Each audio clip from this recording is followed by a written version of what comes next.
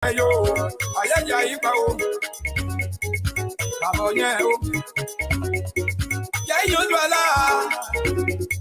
Yayo dwala. Na seye jedila. Je na pwe be anu edrutuo, be anu edrutuo. Abebe o. Royo si agbeye. Asi agbeye royo. Asi agbeyo, si agbeyo,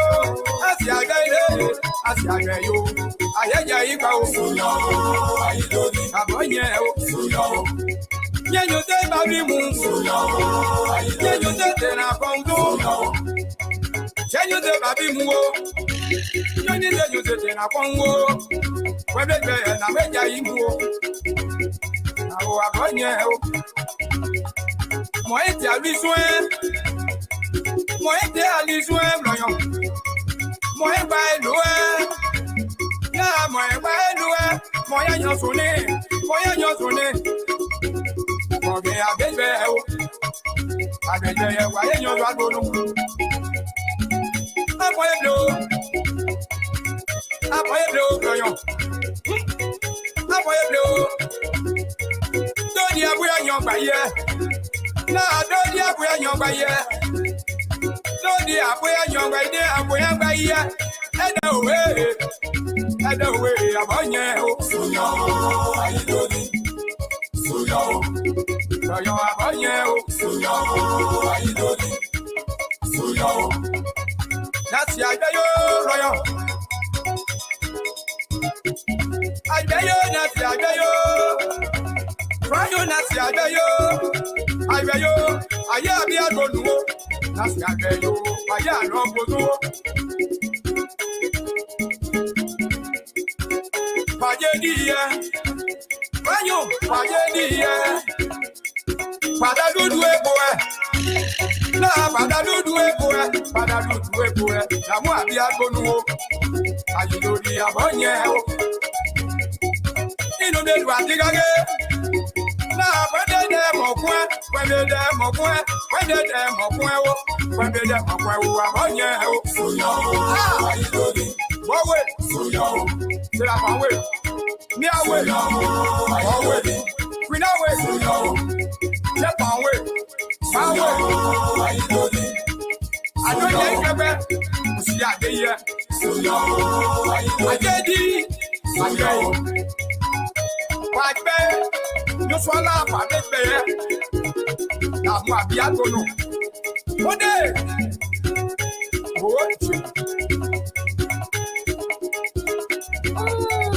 Okay. Ayidori abonye o. Suyo ayidori. So arede yo. Muso aspeku. Amajo. Ina shedi yete na bo. Salige ya munya o. Whatever you swa, whatever you about to do, no ganyo. Na tina yon di oju aye, lori aji lori abonye o. Lori abu ayon gba ye, de abu agba ye. Ede owe groyon. Mo gba we yi, mo gba yin we yi. Mo akon ba yi groyon. Mo mo le bo de gba. Egbon di ata na wa ba ye seso. Ayidori abonye o. Nasi agele, si agele, asi agele, asi agele, asi agele, asi agele. Ajejora nu o. Kenu. Ayidori abonye o. Suyo, ayidori. Suyo, ayidori abonye o. Suyo, ayidori. Suyo, obiyo. Ero shot. Inga no broyon.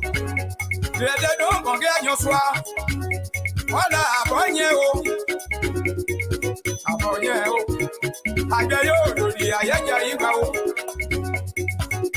Mo ilo a. Mo ebi ebo atugu e broyon. Mo anu adi pepe do we e. Na mo pe iwe we yi. Mo pe igbeyo we yi. Mo pe ani ona. Yanwa abonye o. Si agbeyo ayẹyẹ imu o mu o. Adege ayẹyẹ imu o mu o. Adeya, Ayaya Imuo, Ayaya Imuo, Ayaya Mao. When he something here. Number 12. I bet it. Nah, I bet it. Don't you see, I bet it. No one now, see, I bet it. Good evening.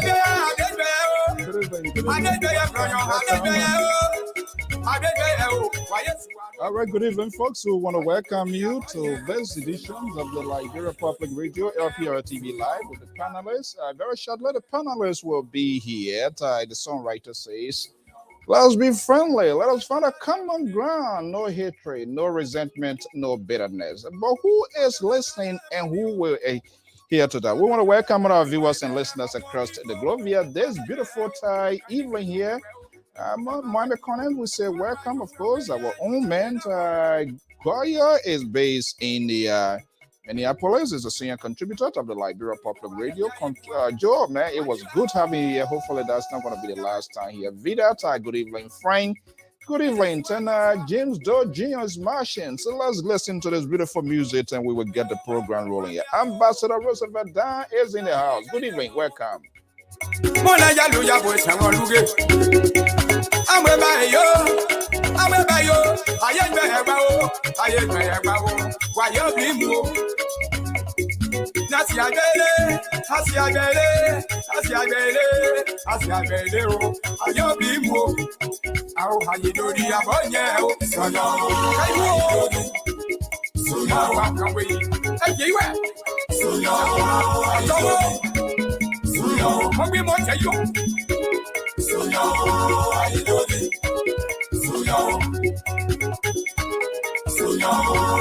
What a beautiful music right here. This event on the Liberia Public Radio. We are traditionalists who believe in welcome some Liberia, and we have the showcase here. This is Ambassador Rufus Gay. On piece here. Let's do it together. Let's be friendly. We want to welcome our viewers and listeners across the globe. Thank you so much for joining us here on the Liberia Public Radio 10 LPR-TV. I am your host, presenter, and anger. Alfonso Zienso right here this evening. Let's get the ball rolling.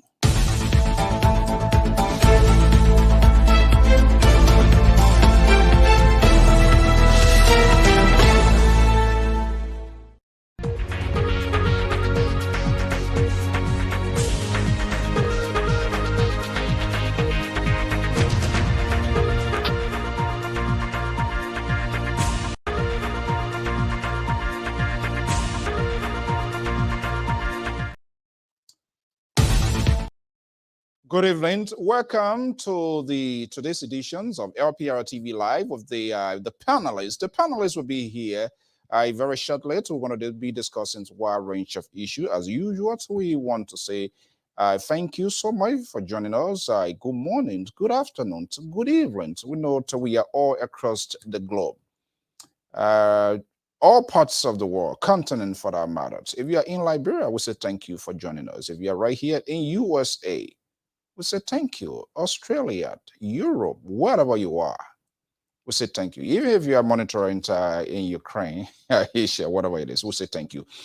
Thank you for being here. We sincerely apologize. We could not just come on yesterday. We'll try to do everything. But you know, this country is a land of equalizer. You got to get things in order to order, and it's not going to be a good one. Then that's going to be to them. But it is our commitment here on this network, all of us, the analysts, the panelists, the contributors, to be here to have this national conversation here about our country. And of course, you are a great integers of this whole thing. There's no way that you can be left behind. Without you, we will not sit here. It is you that gave us the strength, the zeal, to the extent that if we are even exhausted, but we do know, we strongly believe that you believe in us, and we believe in you, despite of our political differences. And some of the things that we talk does not pivot in your direction, but yet and stay. You are consistent, you are resilient, you are always here. For that, we give it to you. We dedicate this entire program to you. We're going to be having a conversation here this evening. George Lobbo He committed himself to stop by here this evening to have a conversation with the panelists. But then he was telling me, I hope Sissy doesn't come on. I'm like, oh, you want to set the rule game in the man's own house? I hope Pat Joy shouldn't be there. I hope this. I said, but who you want to be there? Who you want to form part of this conversation? In the meanwhile, the Second Election Commissions in Liberia declared the campaign open. Oh my goodness. It's so interesting in the Liberia, in our country. So we're going to be having all of this conversation here. It's open mic, and of course, our valuable listeners, we always allow you to form conversation. Look, Ambassador Dan, thank you so much for chipping in here recently. This is what we want to do. So we do not sanction voices. And our own man Joe, I was very glad, because it is our commitment here, and we have told you over and over. Do not leave this Liberia issue with us. Do not leave it alone with the politicians. You have a share responsibility. So it is vital that you, all of us, form conversations into what is happening in Liberia. If you do it, Liberia may say, Wapi will win you. So let's have a conversation here this evening. Very shortly, they're going to be here. But I do know there's a one election commission. But another commission, one-man commission, 2, 3, 4, or whatever it is, declared the entire process open. Oh my goodness, fun about that. So we're going to be having that conversation. We're still making arrangement. The spokesperson of MDRR, Kelvin, he should have been our guest yesterday, but due to some other technical problems, we could not come on. So we will still try to make time. But there are other political actors are reaching out to us to have a conversation, to have a dialogue. A group calling itself Friends of Tiawan Gonglo, LPP/USA. They are now stepping forward. There's a rendezvous here. They're going to be here Friday. They will be here. Dr. Sam Ban is the executive Friends of Gonglo based in the USA. In collaborations with the Liberty Party folks, they're going to be here. And he has agreed to enter the spin room of the Liberia Public Radio. I think this is a very good one for some of the friends of Gonglo now coming forward. The ambassador is here. So hopefully when Lobbo joins us, we will also ask if the ambassador or surrogates or some supporters of the ambassador, we need to start focusing more or less on the substance than this political theater that is happening in the country. We need to start giving the total revisions of these people, their agenda, their plan, their vision for the country. But every other day, unfortunately, news is something that is concurrent, that happens simultaneously. So it's also kind of like just intro into some of our things that we want to talk about. But I think it's time for us to have a game plan to change the conversation, to compel these people, their agenda, to what they have in store for us. We shouldn't be amused or be taken away by these things that are going on here. That's the tactics of politicians. They are very strategic. They are very, very much careful. So if you're not careful and if you don't pay deaf ear to some of the things, you will get drowned into their talking point, and you would not be able to. And we in the media, we have to be very, very careful.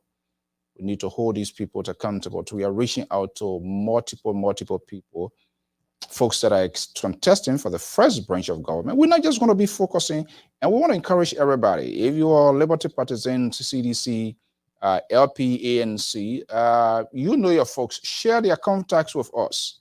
We'll reach them. Maybe through your persuasions that will come, because sometimes we call them, they say, that seems not to be a friendly ground, and so they are hesitant to come. But we don't demean people. We respect our guests here. Oh, here we go. It's about to start. This building here, I wonder what will happen when this building is demolished. We can't do that because that's the official residence of the presidency of the Republic of Liberia. I'm going to say, give me a chance, I want to go on airflow. or full flow. It doesn't matter which flow. The idea, let me just reside in there and run the day-to-day activities. So, towns, yeah, they are coming, and they will be here soon. So this building has been heavily contested. It's just a structure, but we, the voters, the electors, are the deciders of this game here. So how the people in Liberia going to vote? On what basis? Sometimes here, I know people look at critical issue. But let me not just do the talking. Our senior contributor, Sese Goya, is here. And Liberty Party, George Lobbo, is tapping through here this evening. I imagine. As long as Sese is ready to do it, because Sese from the LPP side are opposition. So I will see how they're going to square out, how they're going to realize after all today's work. Tuesday, just chill out. So let's get a conversation going here. I'm Alfonso Z and Sort of the Liberia Public Radio and LPR-TV. Let's get down to the wire.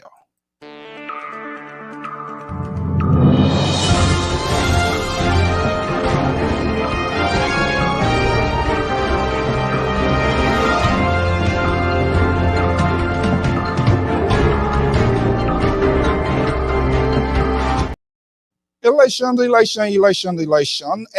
the contest, the marathon for the 45 executive marshal. Remember those days when Elizabeth Blunt or Robin White and all of these national, international correspondents, they are reporting to say the 45 executive marshal.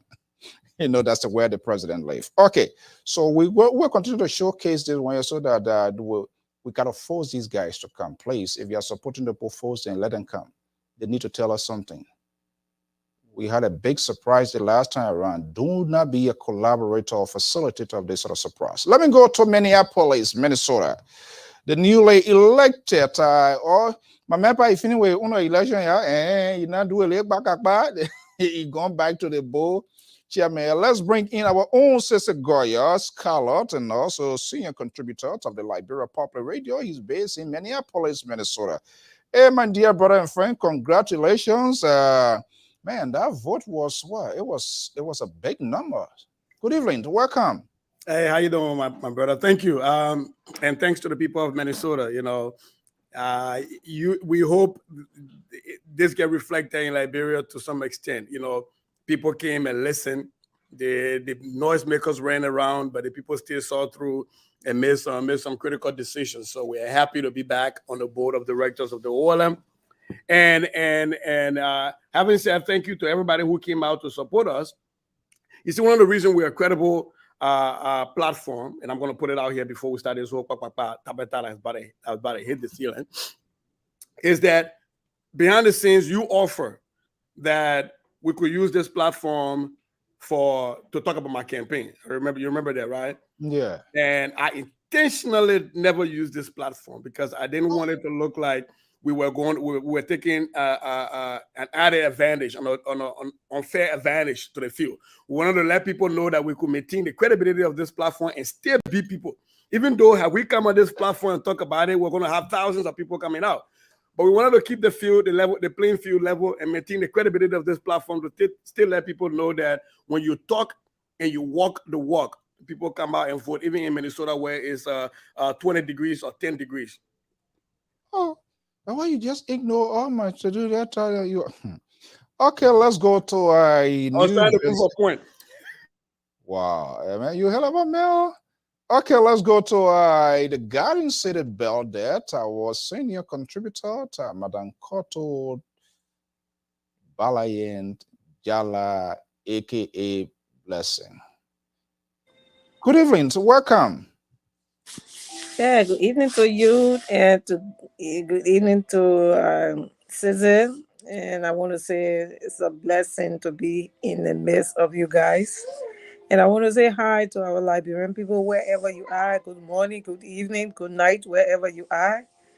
And I'm glad to be here for us to discuss the Liberian issues. And we always hear. And I think you made a mistake and said Lobbo from the Liberty Party. Lobbo is from the Unity Party. Did I say Liberty? Yes, he said a Liberty Party. So Lobbo is from the Unity Party. I thought maybe they were going to recruit the man, Mr. Who knows? Because I got a message here. The man said he going over to so. I mean, yes, I come here. His message go. Yeah, man, we tired with it. Liberty, Unity, WCA, and all that kind of stuff here. Okay. All right, guys, thank you for being here. Again, I apologize. Yesterday we couldn't be. I think we need to start doing some inside work. So when one person not here, somebody can take charge here. But while we're gonna get on this thing here, man, we gotta talk about this OLM here. Why you decided to why you decided to go back? You guys, are they paying you guys? Nah. As a matter of fact, you pay to be there. You know, community leadership, Mr. So, is near and dear to me. Even though you know what it means to be in community leadership, it's a thankless job. People insult you. People assume everybody is stealing in every community organization without any proof. But we cannot abandon our communities. We can. For those of us that have been blessed with any level of intellect or leading skills, we always have to step up. Even if people insult us and accuse us wrongfully. I've had a lady real quick. When my wife and I bought our new home, a lady met me in the Walmart and said, "Oh, you're using OLN credit to buy your home there now. How do you use an organization credit to buy a home?" You're quite to indict people. But you still got to step up. You still got to do the people's work. So the OLM is one of the most vibrant liberal organizations in the diaspora. We are blessed, so we are on because we think there are a lot of work to be done. There are more work to be done for our people. We've gone from being an organization that will run like a $10,000 budget to last time we had over $180,000 in grant. So we are pace sitter. We're doing the work. We're doing the best thing. We had to be on to make sure we finish the work. But this is my last term on the OLM board. I promise that after this term, we give the baton to a new breed of people to come on. All right, before we start our national conversation, you are making a full-fledged, full disclosure commitment here. If your people come and say, "My man, you gotta go by," you're not going by. No. I think to make sure that the people don't come back and say we got to go back is during this next term, we're going to be working to recruit people, get ready, train them, get ready so that when we exit, they can be able to step into our shoes. Because quite too often, why people come back to ask you to come on is because you have not created that next line of people in the waiting line to come and take over your position. Okay, well, guys, you're scared to tell him don't be like Morba Molu or don't be like Akara's Grid. You're scared to measure what people need. Koto coming, she Koto ready to open the womb. Okay, good evening, Dr. Toto, my dear friend and brother George P. Lobbo Jr. of the Unity Party. Is that Unity Party or Liberty Party? Life. Good evening, Afonso. You've been trying to lie. I heard that you switched parties, so I'm asking, George Lobbo, will you please talk to me? Are you still with Unity Party or are you going to Musability? Mr. So, you know very well that I'm one very, very, very committed and consistent young man, and that's something I think many Liberians can bet for. There are a lot of things they disagree with me on, but consistency is something that many people will bet for me on any given day. So that means I've stayed with my party, and I'm still a member of the Unity Party, and an official of the party. The person that shared that information, that was a fake news, and I want to make sure to validate that. Do breaking news on here and let us know that he's switching over to Liberty Party. Yeah, man just send me a text, my man, how you can do that kind of thing? I would do it. He said he would do it at appropriate time. So, all right, guys, we just having a little time here before we go. Dr. Toto, good evening. Koto. Hello, Mr. Lobbo, good to have you here. I think it's important we share, conversations on different platforms to know exactly what is happening there, because you guys are connected to folks in the bear world. So maybe having conversation, we'll get a sense of what's happening here. Who knows? After the appearance of George Lobbo here, Ambassador just said Nyuma Boyka will chip in here. You never know. So I don't take anything lightly.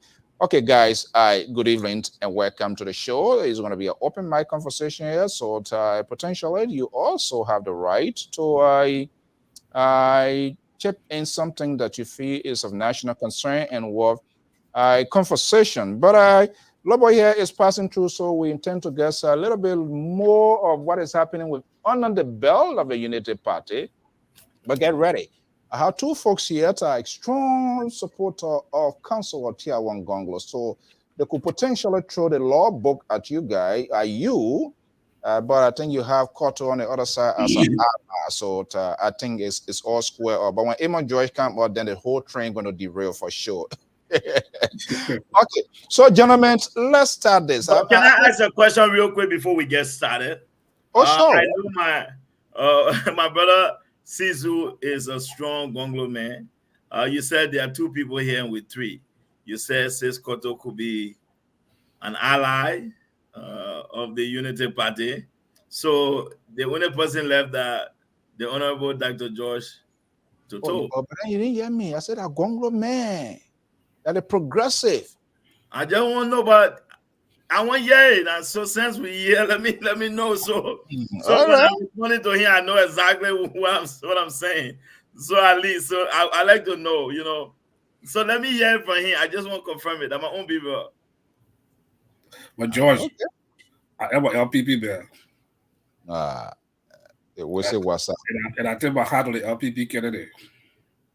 LPP Kennedy.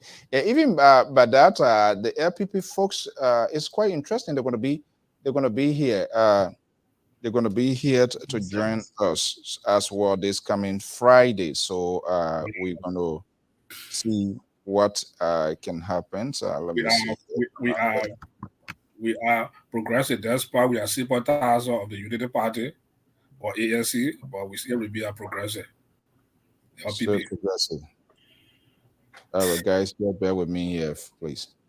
Okay, but in the interim, I know all of us news freak. I like to pen the iron with his heart, and I want to get Mr. Lobbo's reactions. I'm going to get Sissy reaction. I'm going to get Cotto reactions. I'm going to get Dr. Toto reaction because it's quite interesting. Let's see here. Let's see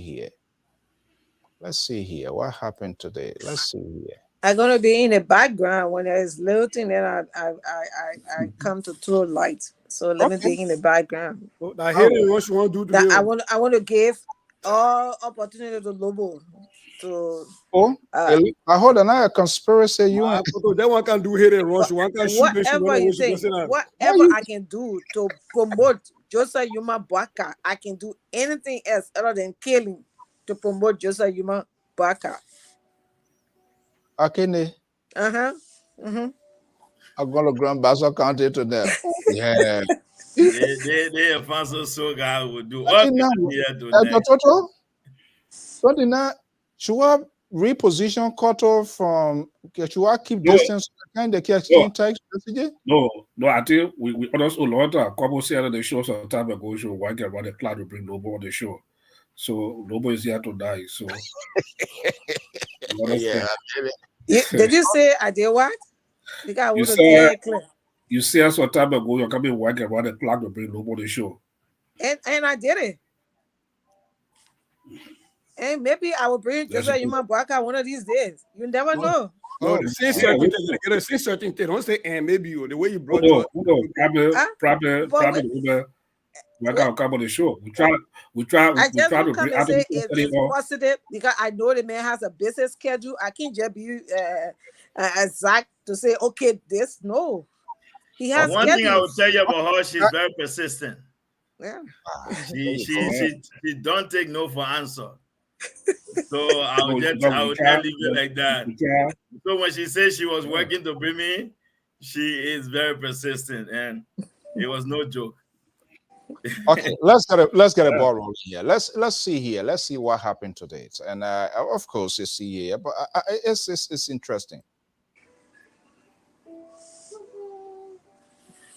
on the grounds of the Capitol building today, a billboard of himself and Joshua Yimon, and also another billboard on the other side, which of course I will show soon, of him and Mr. Comics.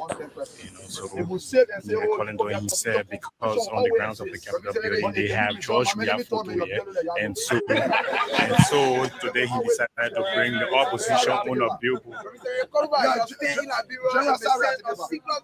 Single for danger in our country. Do you think your take as a representative, you think you will be re-elected due to some of the usual behavior you are exhibit at the level of the legislature? I don't want to be re-elected. You should be asking Bobo Chimo to be re-elected. Bobo Chimo will not be re-elected because you have become a mistake to this country, a complete embarrassment to the country. Like Chester Grant had a document. He was expelled from LU and expelled from Cottington, who still got him here. Bringing the horse to public ridicule. You know me to falsify people is criminal under the law. Our Chester going to be arrested and will be calling on the horse to arrest him. He need to be prosecuted. You are seen always abusing the presidency. Your stand in our country has brought shame. Tell me one insult what I have given the president. So, just recall when you introduced football, there was an insult being rained on the football. Our president, when he went to America, we never in a TV to one football game. So when I did football, they insulted. So okay, I agree. I insulted. So Obama, I mean, what a many Joe Biden insulted him, right? You see, you have become you want to talk to the American government for insulting your president? Your president has become a mistake, a football player. So you went way to America. They say, "Can't watch football game." Because your sins in your foot. Oh my God. Okay now? So we want to come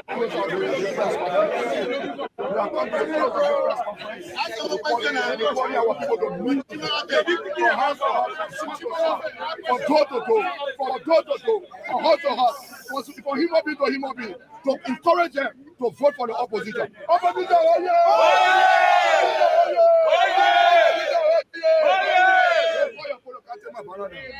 then I will know one day Babu can do.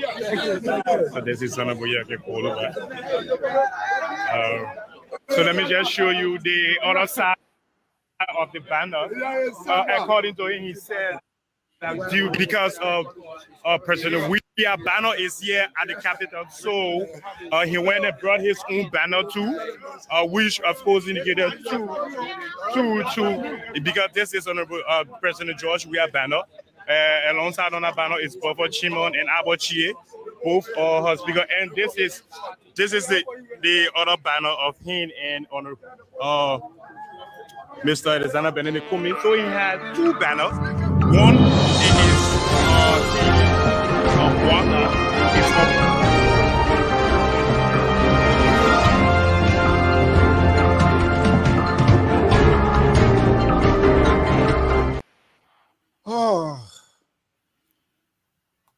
So, Election Commission number 2 made a public declaration today, taking on conventional wisdom.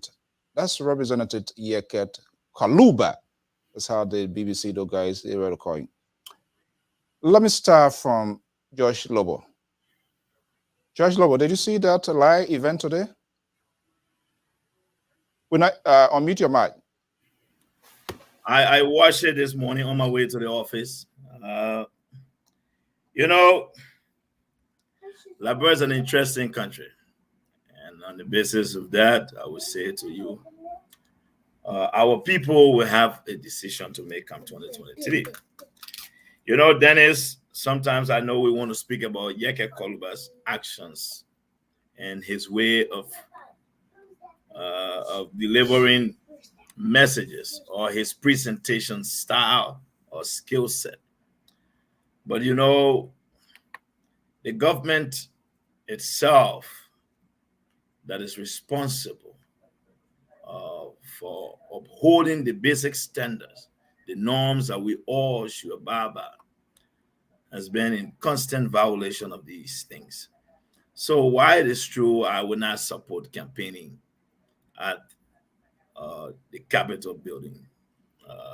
But again, they set the stage. Yeke just following through. I recall when I went to Liberia in 2020, during the referendum, all government buildings was used as campaign materials for the government. I don't want to just speak to today, because I campaign against the government heavily. The government painted their campaign messages, even on the Unity Party ministerial complex. The maternity center, the old health ministry on the bypass, the big campaign with there. So these things is a continuation of the leadership that President we are continuing to demonstrate. And Honorable Yeketu is just falling in line. Now, again, is that the standard we want to set for the country? No. Should it be happening? No. But again, it's important that the leaders set the tone. And this is the unfortunate situation we are faced with. And that is why the sooner we get rid of George Weah, the better it will be for our country. And that way we can begin to hold people accountable. But Yeka is one lawmaker. Buffer Chima is campaigning, everybody, security personnel campaigning, they turn to partisan police. What can we say? You know, we can't just speak to one issue. We must look at the root cause of the problem, because part of the solution to solving any problem is understanding the problem. So I would just say, as bad as it may appear, but that is what we are up against, Mr. So, and I'll leave it as that. Creating out of a possible condition scenario, justifiable to reasons in his own way here. Let me come to Sissy. I saw that today, and I saw the poster of the president, Capital First Branch of Government. Kaluba, does he have an argument here? Well, in so much as we are thinking the word in which we're arguing is the word in which the rule of law does not exist, then yes. But here is the problem. I think to a greater point that I want to agree with George Lobbo to some point, what he's trying to stress is the absence of the rule of law. When you are not, when there's nothing to enforce rules that are on the books, then everybody, human nature is to always test the bounds of how far you can go before the law pushes back. That's what we keep saying over and over. Look, there are bigger things to be discussed that I think Yeke might not have said it so eloquently. Like I always say, I give the president, he doesn't say it quite eloquently, but I understand where he's trying to go. It's the same thing. I understand where Yeke is trying to go. Yeke complained initially about the billboards that were posted everywhere in Monrovia prior to the 1 million that got fit in the space that can only fit 10,000. I'm still trying to figure out that geometry, the volume. But Yeke complained that the president picture was everywhere, and it was everywhere, talking about 2023 election, and it was like campaigning. And the election commission or whoever is in charge of making sure that the laws are followed, they're nothing. They're absolutely nothing. And so what Yeke kept saying was that the playing field was being unleveled in front of the faces of everybody. You know, we already know that when you are contesting elections, like the George Weah government has shown us in Liberia, they use state resources, which is not fair. You're using my tax dollars to campaign against me if I'm a candidate, which is not fair. Okay, now you're using EPS officers. Did you see that thing that press release, that joke that is said to have come from the government, talking about they realized that those EPS officers were zealous and they should not have. They were right there for the president and everybody. International community had a complaint. So we are looking at all of those pieces. And I see what Yeke is trying to say is that we cannot sit and allow these people to continue to create an uneven playground. So he went to level the playing field in his own way. I really don't see any problem with that. I really don't. If people have issues with that, they should be making sure that we are pushing the election commissions and the integrity institutions and the Ministry of Justice to make sure that they are enforcing the laws without favor. You can't have some people living above the law and other people living below the law. That is not right. So I might not agree with sometimes the verbiage that Yeke Koloba uses, but once you open the door, one of my papas used to say, in Monrovia, right? If you're in the swamp, when it's hot, you got two options. You can keep the window closed and the heat can suffer you, or you can open the window. But when you open the window, that cold air that coming, mosquitoes all coming with it. And so when the government decided to open that window on our electoral process, mosquito, everybody will fly through it. And that's what Yeke Koloba is doing.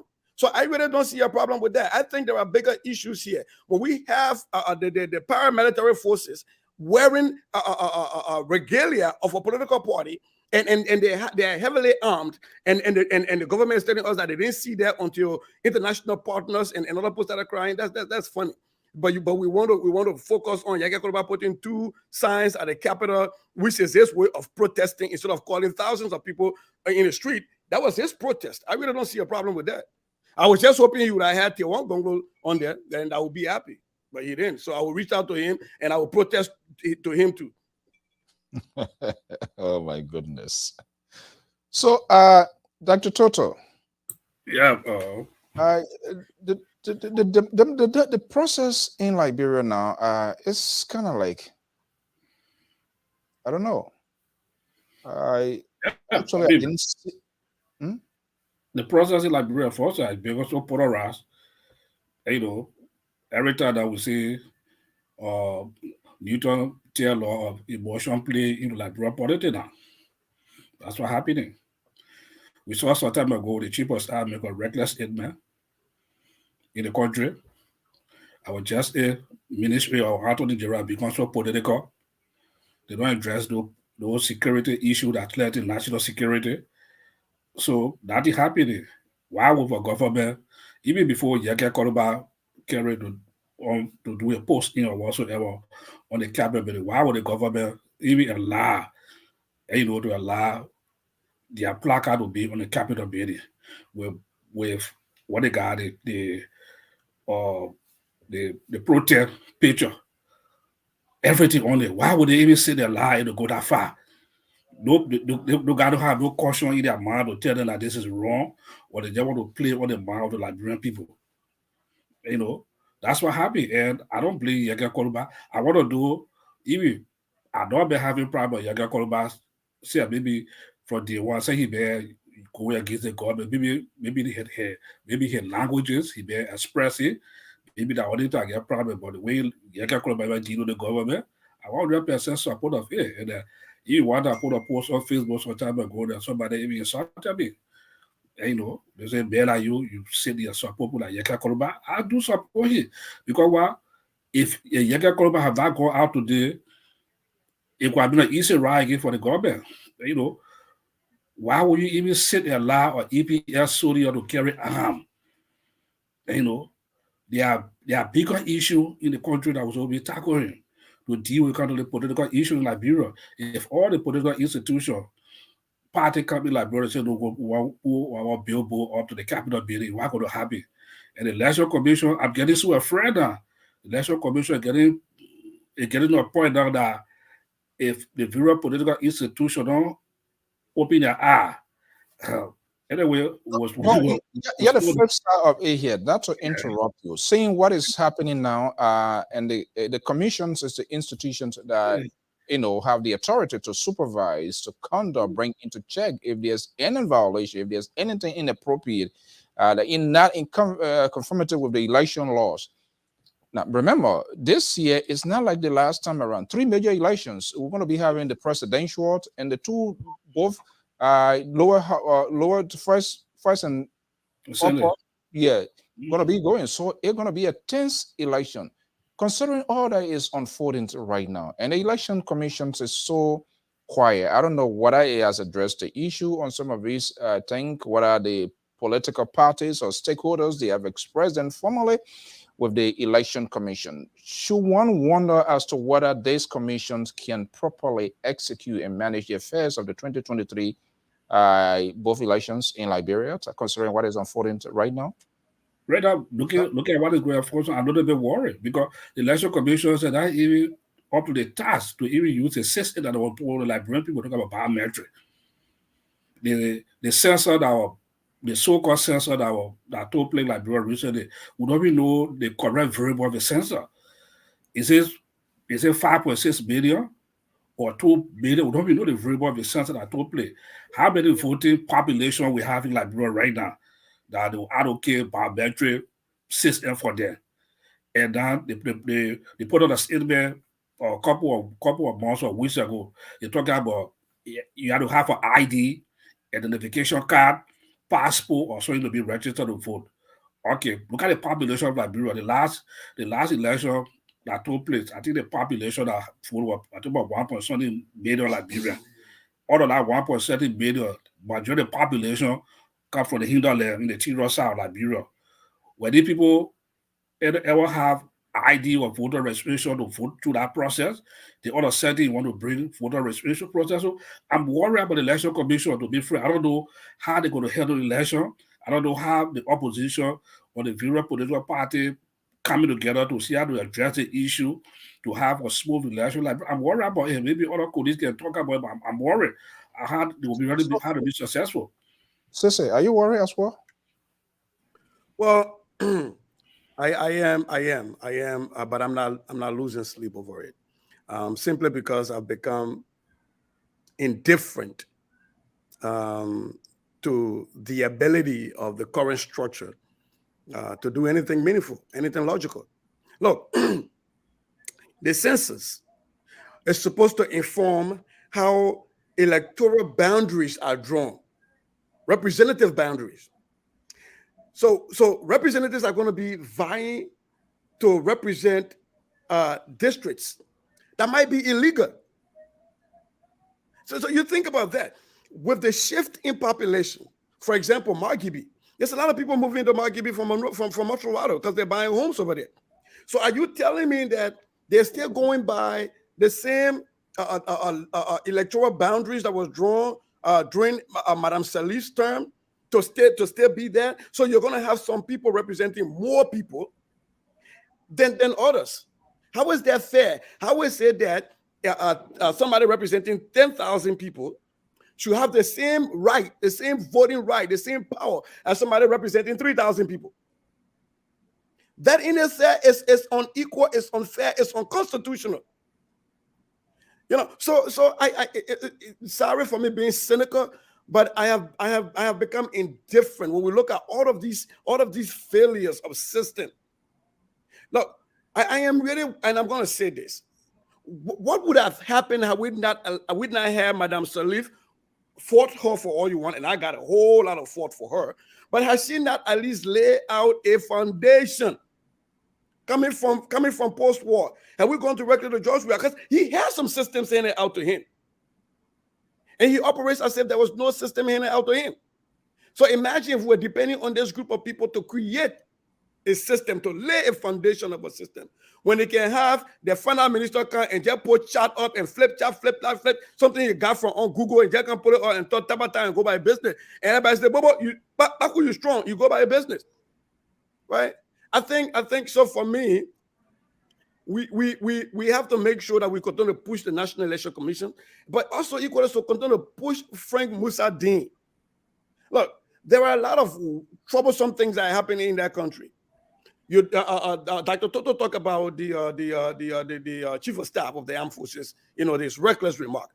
But you can go even further back, right? The July 26 issue. Have those people been persecuted? The president said that he was calling for their persecution. What is the latest on that? That's violence. You look at all of the electoral violence that happened from the by-election to the special election. Right? So has anything changed? No. So why would I be hoping that something will change? Absolutely not, because this system has shown me that nothing can change and nothing will change. They got guns in Yeke Kolobaka. That's why, and I will say this real quick and land. That's why, when I see the battle of the pastors, the prophetic pastor, Prince Johnson, who prophesies that the election will be rigged, to the miraculous pastor Bekube, who can turn water into gun. They found guns in Yeke Kolobaka, right, when they were supposed to be water, right? What happened to the guy that got arrested at the retired campaign rally with the gun? They haven't said anything about that. So I think if you put all of those together in this totality, that is a reason for the frustration why Yeke Kolobaka is doing what he's doing. So we have to continue to push these integrated institutions to do what they're supposed to do. But sadly, I don't have any hope in that. I'm going to restructure the question coming to you, Joyce Lobbo, in that you are from a major opposition bloc. Your guy, he was in that position before. Considering all that is unfolding right now, How is it being viewed? What is the conversation? Or is there any conversation taking place in terms of apprehension, potential election violence, with this sort of things that were happening? The guy who was taking on to define conventional wisdom is Yaka Koluba. Do you talk to the ambassador today? Did he manage to see the image as well? Not today. I've not had a conversation with him today, but I do speak to him regularly. Let me be very clear here. It is concerning, but notwithstanding, I'm not worried about it too much. President George Weah believes that he is going to create this chaotic situation, one which will benefit him. And I think it's because he has not read sufficiently.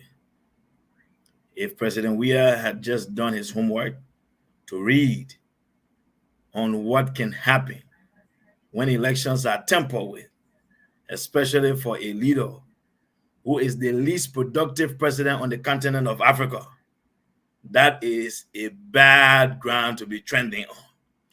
Leaders who are doing well, when they manipulate the system to stay in power, people tend to say it's because he's doing well. But for a guy who is recording songs at his studio to be thinking that this is an opportunity for him to keep himself in power. I know when we say certain things, especially for guys like us, it gets carried differently. So I will be very measured in my statements tonight. But I'll tell you one thing, Mr. So. The very good thing, we've been very clear, especially from the Unity Party perspective. Before the senatorial election in Lafayette County, our Senate Bureau made it very clear that we had no confidence in the election commission. Look, I listened to my brother. Including today, is that a position of the Unity Party, you think? It has not changed. Let's be honest here, Mr. So. The Elections Commission should be one of our finest integrity institution. People who preside over election matters should be people with distinct character, should be people with impeccable integrity record. Sadly for us, the Election Commission is an indictee who was built out by a FIFA ban indictee. Folks, the records are there. A man who is indebted to the government in the tune of $5 million. He does not have money to pay the government, but he has money to build an indictee out. So she's been compromised. But I'll say this to you. Never test the resilience of the Liberian people. I will say this again. George Weah may have been outside of Liberia. People say President George Weah suffered his struggle. That's a lie. George Weah never really struggled. By the time the man was playing for IE, we know how football players survive in Liberia. The rest is history. The man will leave the country before the war would start. While we were tolling mattresses on our heads and moving from one place to another, the man was living in luxury.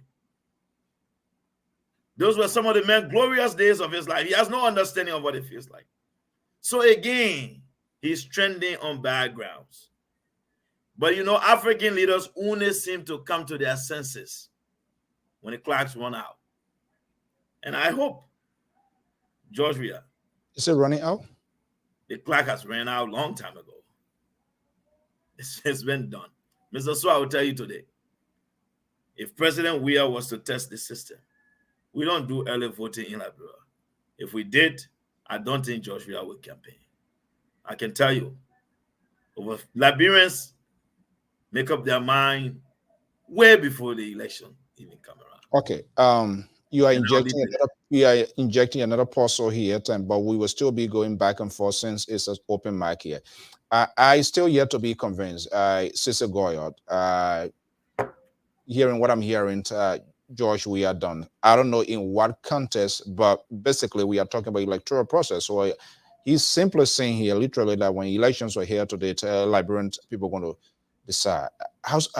Is it fair to say or to come to that conclusion that the Liberian people, have they decided what to do if the election was to be held today? Is that something, is that a strategy for the opposition to count on? Maybe Bilbo going at the executive mansion, EPS, security apparatus giving a party rally protections, or maybe something extraordinary other than the normal things unfolding. So we should draw the red line that the president he will be defeated comes election. Is that a winning strategy? Well, I don't think George Lobbo is speaking to a strategy. I think he's articulating data, like analysis, not a strategy. So yes, and if we're looking at the prevailing circumstances and comparing them to 2017, 2016, I would say yes, the president is in a heap of trouble. Look, the very first round of the election, the president did not win 50% plus one. He was less than 40%. It took a collection of other political parties in round two to push him over. And back then, there was no record to hold him accountable to. He had a luxury of being perceived as an opposition against Joseph Boakai, who was perceived as an incumbent. And if you know historically in Mosurado County, especially in Monrovia, that has always been the bedrock of the opposition. Mm-hmm. Hence the reason George Weah defeated Mr. Salif handily. But the CDC failed to learn their own lesson from there. And they brought Paulita Wig, and I keep talking about her wig falling down when they dragged her, when Delon beat her. And then it went by, brought my uncle and opened ATMs everywhere. So if you look at that and you see that you had a structure, you had a coalition that put you over, and you did not have a record to run on. Now you have records. Now there are things we can talk about. Back then, the people were walking by faith. They were believing in faith. When this happened, the man got international partner. This will happen. If George Weah win, that man had lived in France. This will happen. If George Weah win, this will happen. Back then, the people had a luxury. Okay, let me hold you there a little bit here, Sissy, and let's have a conversation before he can. Talking about the record, is the opposition appropriate? Are they interpreting and making the argument of this record, if they are there, and if it is, are they explaining it? Are they getting this message here? I'm curious here to know. And I just want to, because Monrovia is not the Republic of Liberia. You have other 14 political subdivisions that vote matters as well. So the point here is the opposition adequately making this case or these sort of issues, making the world, is it being well interpreted? Can I respond to that real quick? Let me say this to you, Mr. Soul. It is your job to ask the questions you're asking, which I admire, and I always tell people that's why I like to come here. But having said all of the things you've said, we cannot unveil to you what our strategy is for winning will be. But we are not ignorant to the fact that for us to be able to defeat the CDC like we want to, we have to make sure that we articulate President Weah's failure. And by doing so, we have to go to the people. We have to inform them. We have to tell them why they have to first register. And when we tell them why they should register, the importance of going out to register, then we must tell them why they should vote. And in order for us to convince them why they should vote for our side, we have to be able to tell them that you've had a side. Now let's look at what they've done. So I'm not going to sit there and unveil our strategy to you, but I tell you, Mr. So, if you elaborate, not necessarily to me, no, but Mr. So, indirectly, but what I want you to understand, George Lobbo, you have Liberians listening, both in the USA. And interestingly, I think I put a data out here, the analytical report from where I was kind of shocked and surprised to have our followers in Liberia to be heavily based as compared to US.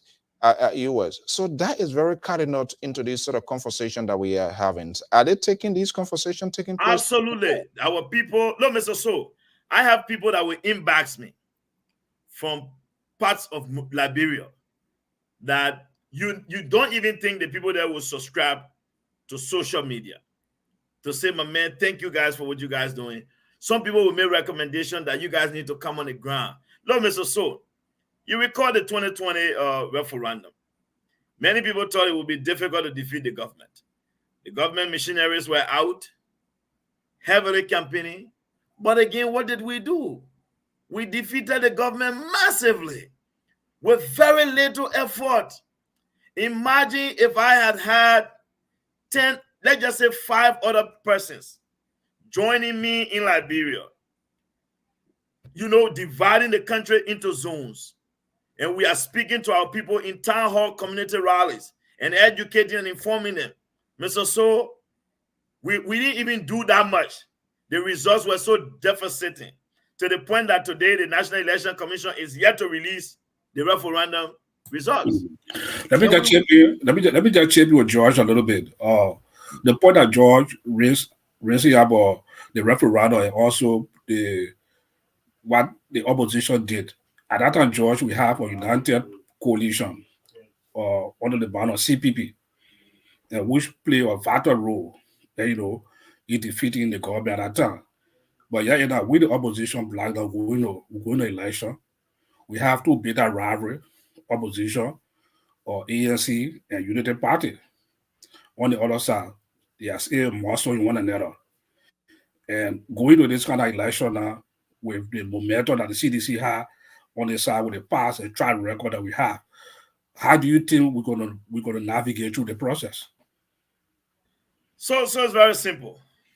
My good friend and brother Sisu support Gongo, right?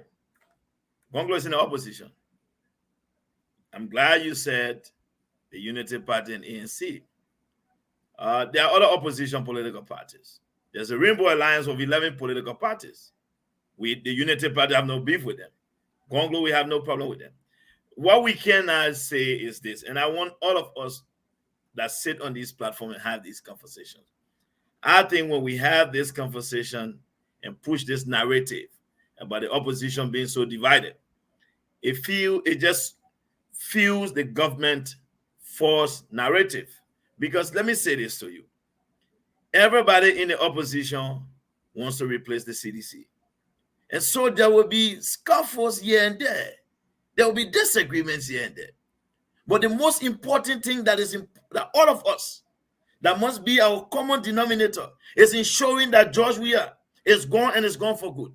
And as long as we keep that as the fundamental piece of why we all are in the opposition, forget about what you people think. We don't have to meet in Accra to sign another piece of call. We don't have to meet at the Unity Conference Center to sign another piece of call. But what we can do is to ensure, I will tell you, Mr. Toto, and let me use this medium to say today, if an election is held today and Joseph Newman Boaka is not in the runoff, if Etiawon Gongo is contesting against George Weah, maybe they have to come. They might say, Mr. Lobbo, we want you to go campaign for us. But whether they come to me or not, I will vote for him. It is not a discussion.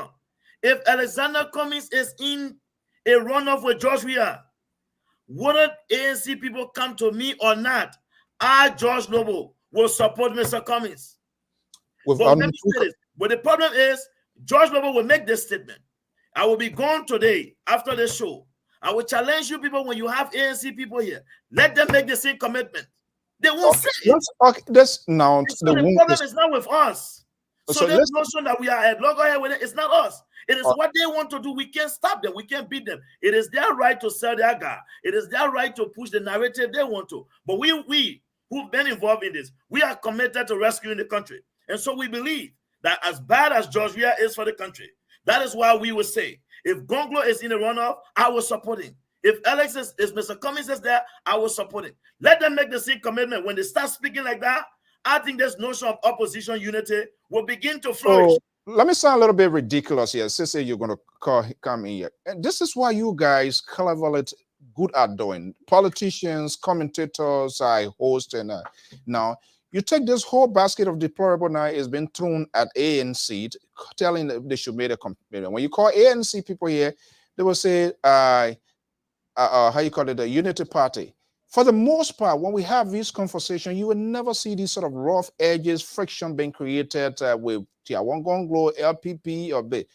But I'm not honest, I'm not getting it why this ANC and Unity Party, this sort of struggle here. It seems to me, and you also conduct a major platform. You are saying that our people, they are not forgiven that much politically. And it is established fact that there is some sort of bad blood with the ANC and that of the United Party. And let me just say here, I'm not sure whether you also are doing enough to dilute, to kind of cement this relationship. So in the event, the frustration is being echoed by Representative Yeke Koluba. I'm not sure whether you guys getting it. Even these people can come together, but he's still not giving up. So let me tell you, you are one of the close handlers of Ambassador Joseph Newman Boyka. No question about that. No, we cannot deny it here. Is there any conversation as far as you are concerned before Sisi comes in ongoing? When last Ambassador Boyka talked to Ellis Cummings? Do you remember? I know they spoke when he visited the former vice president before he departed for the US, and they went in the office at the old man's house. They had brief conversations. But there have been conversations ongoing. Again, you have to understand. What did you gather about the nature of that conversation? Brief. You know, what was the length of that conversation? Do you know? From what my senator revealed told me is that he has made it very clear that he will maintain an open line of communication with Mr. Cummings, and that they should keep talking. And he believes that there are opportunities that we can collaborate on certain things. As you all spoke about holding the National Elections Commission accountable, we must not forget that for even Mr. Cummings himself to win, there has to be a free and fair, transparent election, which of course for us in the United Party to win, that also we have to ensure that our votes are protected and they are counted properly.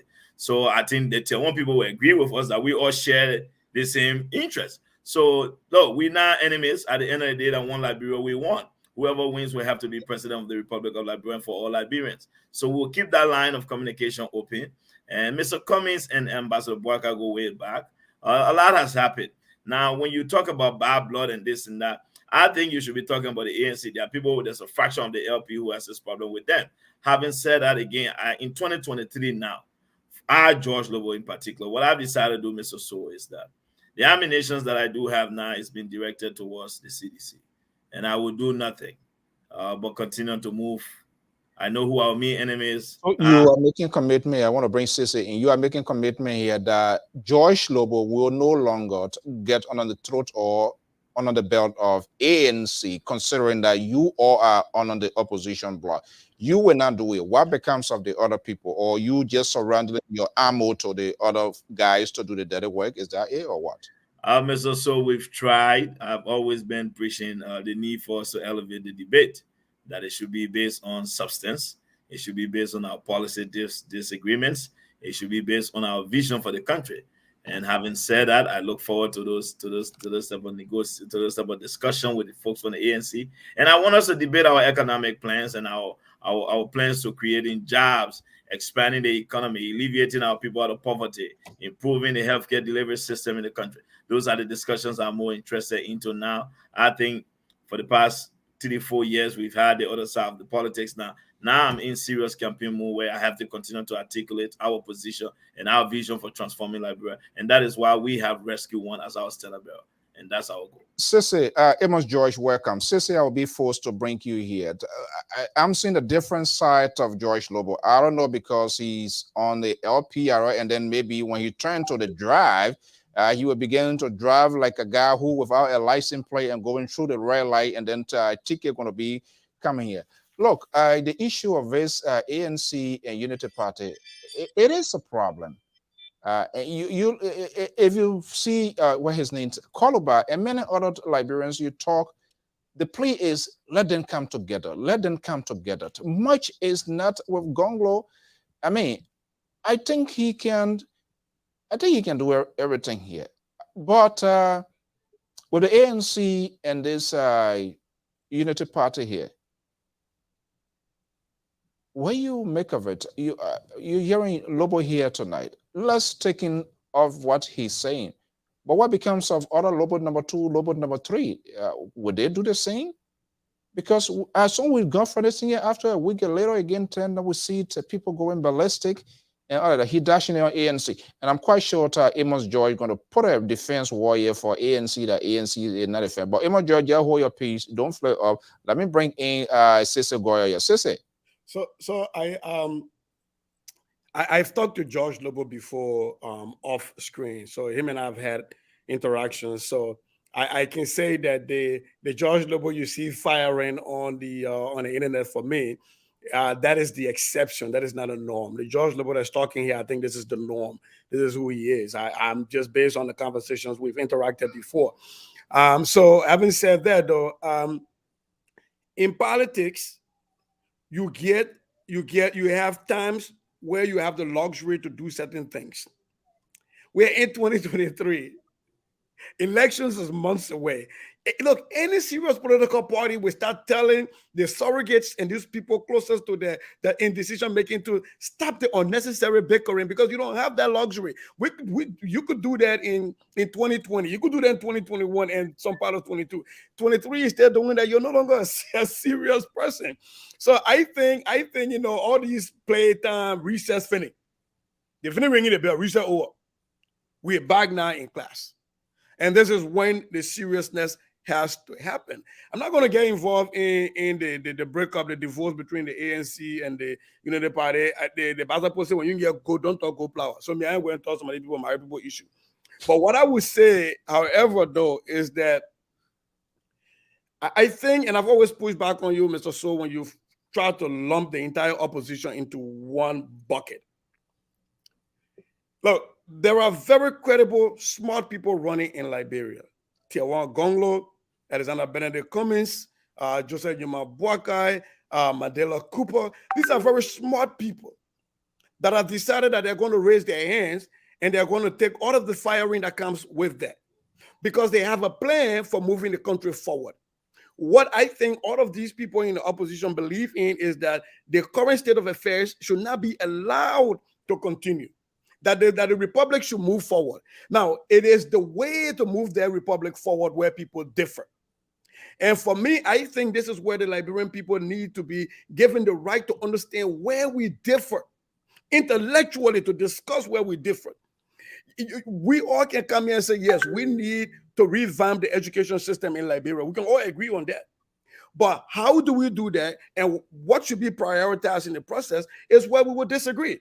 And we have to lay that down for the Liberian people, for our electorates, to make an informed decision. When they say, I'm voting for this person, that they can say, here is why I didn't vote for this person. But look, just real quick, and then I'll let Mr. George come in, is if in this country, Ted Cruz could vote for Donald Trump after Donald Trump insulted his wife and said his father killed JFK.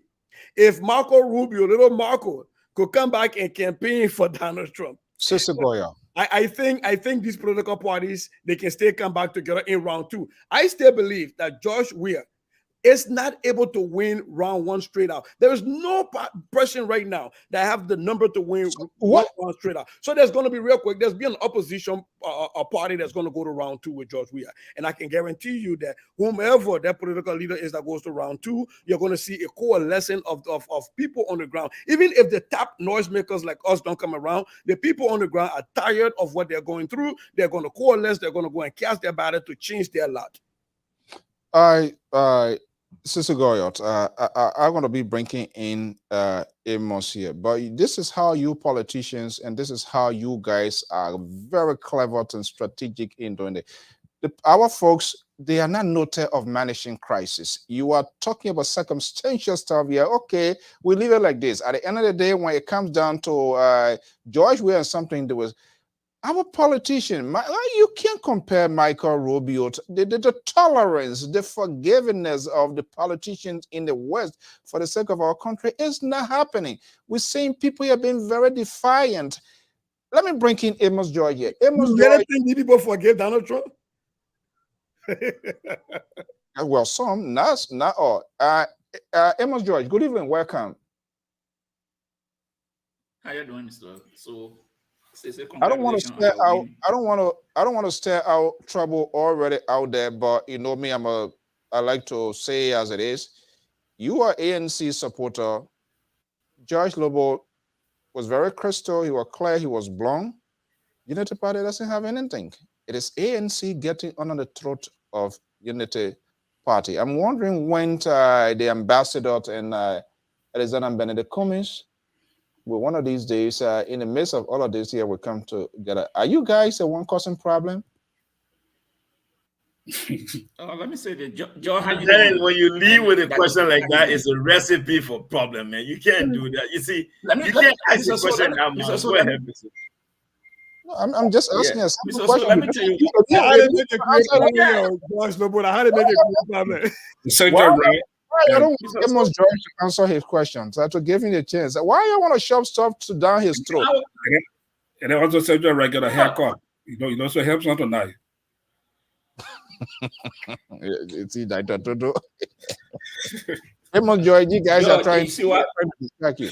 You know what? You're trying to distract. You're trying, but I was yes. First thing I have on this platform that Mr. Cummings and Ambassador Barkai, if they don't do the right thing and George will win the election, will you chase Barkai and Cummings out of the country? Oh Because boy. the like people, I put so much hope in the two people. So from day one, I always say that these people must work together. You know, I'm sorry. You know, I'm a Chihuahua can make some noise. Let me just refer to myself. But I think like will come above everything we say. Yeah, the bag make a whole lot of noise. But my point was said, and I continue to say this. Some of the people who go on Facebook and abuse and say all the belligerent things, they don't even know how the party is functioning. Some people claim, hey, I got access to the leader. This is this. But sometimes when some decision is being discussed, these people don't even know. So I would say, what a person like, bro, don't mind if you mind the noise in the market, you're not buy the fish. You're not buy the bone. So if Mr. Cummings and Ambassador Barkai decide to come together, I'm okay with it. I'm okay with it. There's nothing wrong with that. We saw Lindsey Graham. He said if Donald Trump become president of the country, we're going to be, and Lindsey Graham today is one of the champions of Donald Trump. So it's not out of the book that this thing cannot happen. Yeah, people fight, people make that's part of the people make noise and things, but if there's a bigger picture, and that picture is Liberia, and to have that problem solved, if that will cause Barker and Cummings to come together, they can do it for the sake of the Liberian people, not for personal ego. Someone who said that and make all the noise, we're making the noise for something that we think when one of the people get to power, we will have. That's why someone want to make the noise. We are not sincere of what we talk about Liberia. That is the problem. So if Mr. George Lobbo come and say ANC is the problem, but George Lobbo, you know the problem, why we can't work on it? You have diagnosed the problem. So why we can't sit down and find a solution? So I'm not coming to say, oh no, it's the party. Mr. Lobbo has the ANC focus on the problem. But then why we can't sit down? Because if we want Liberia to be better, then of course we must be willing to sit down and talk. That's why our disagreement.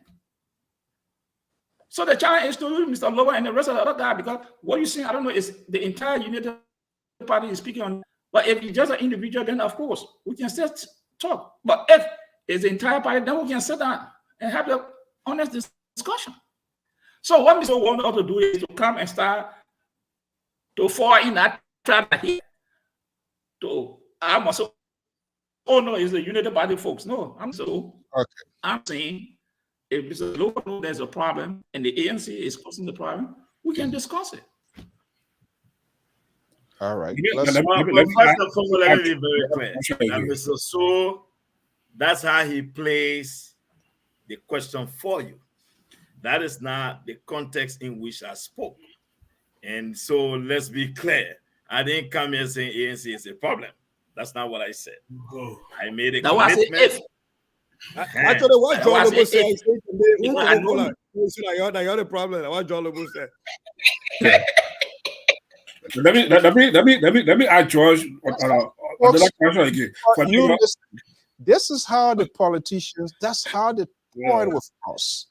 When they finish doing it, then they call what they call damage control. Then they kind of like, go ahead, Dr. Toto. Yeah, I just want to I want to add another question again more to George while he's here. They're doing a lot of talking.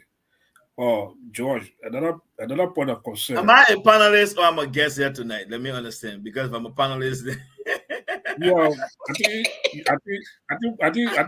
Kodo bro, as a man. Okay, I will say that again.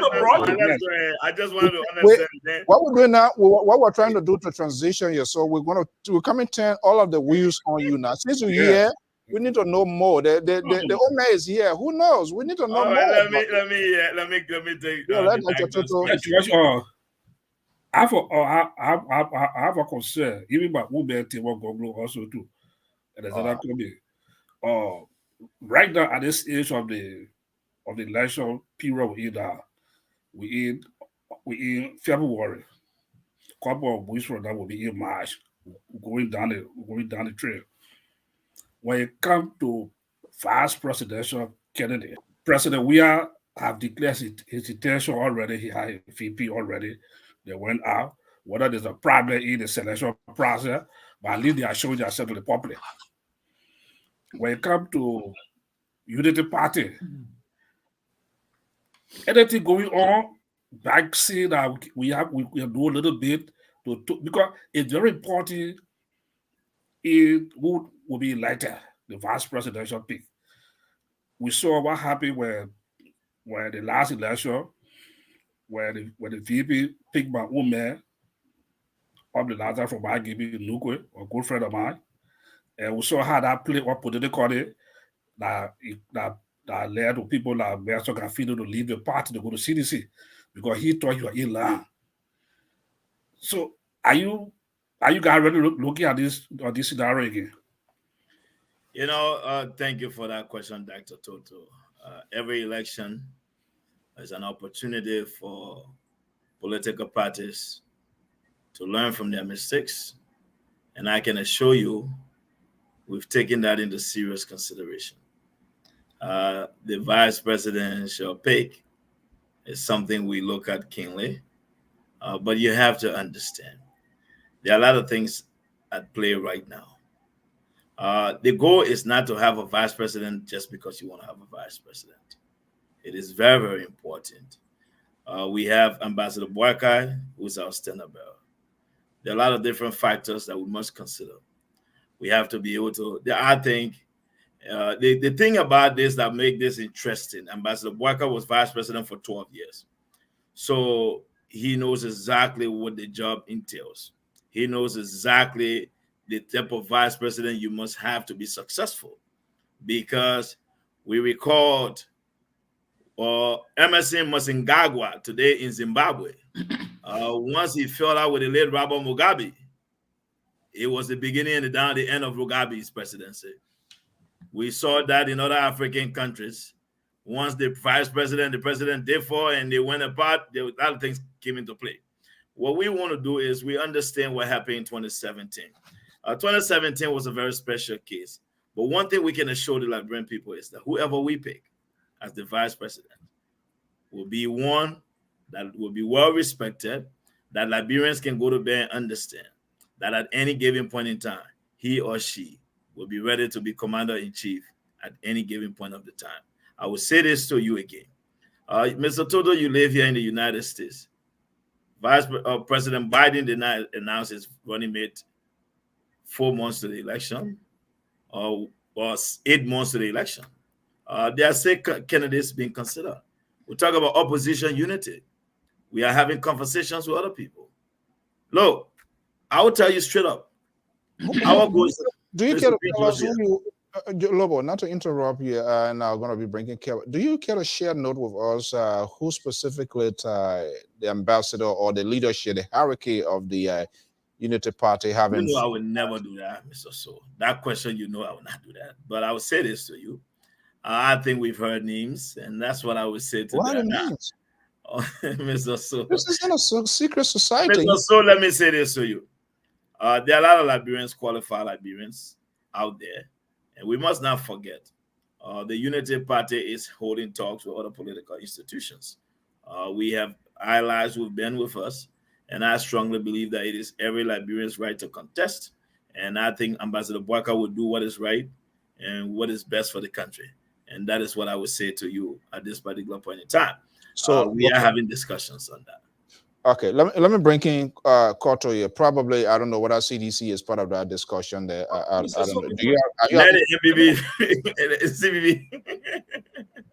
Are you having conversation with CDC as well? Yeah. Koto? Yeah. Let me one question. Okay. Okay. If Papa ready again tonight. He ready with confusion again tonight. Yeah.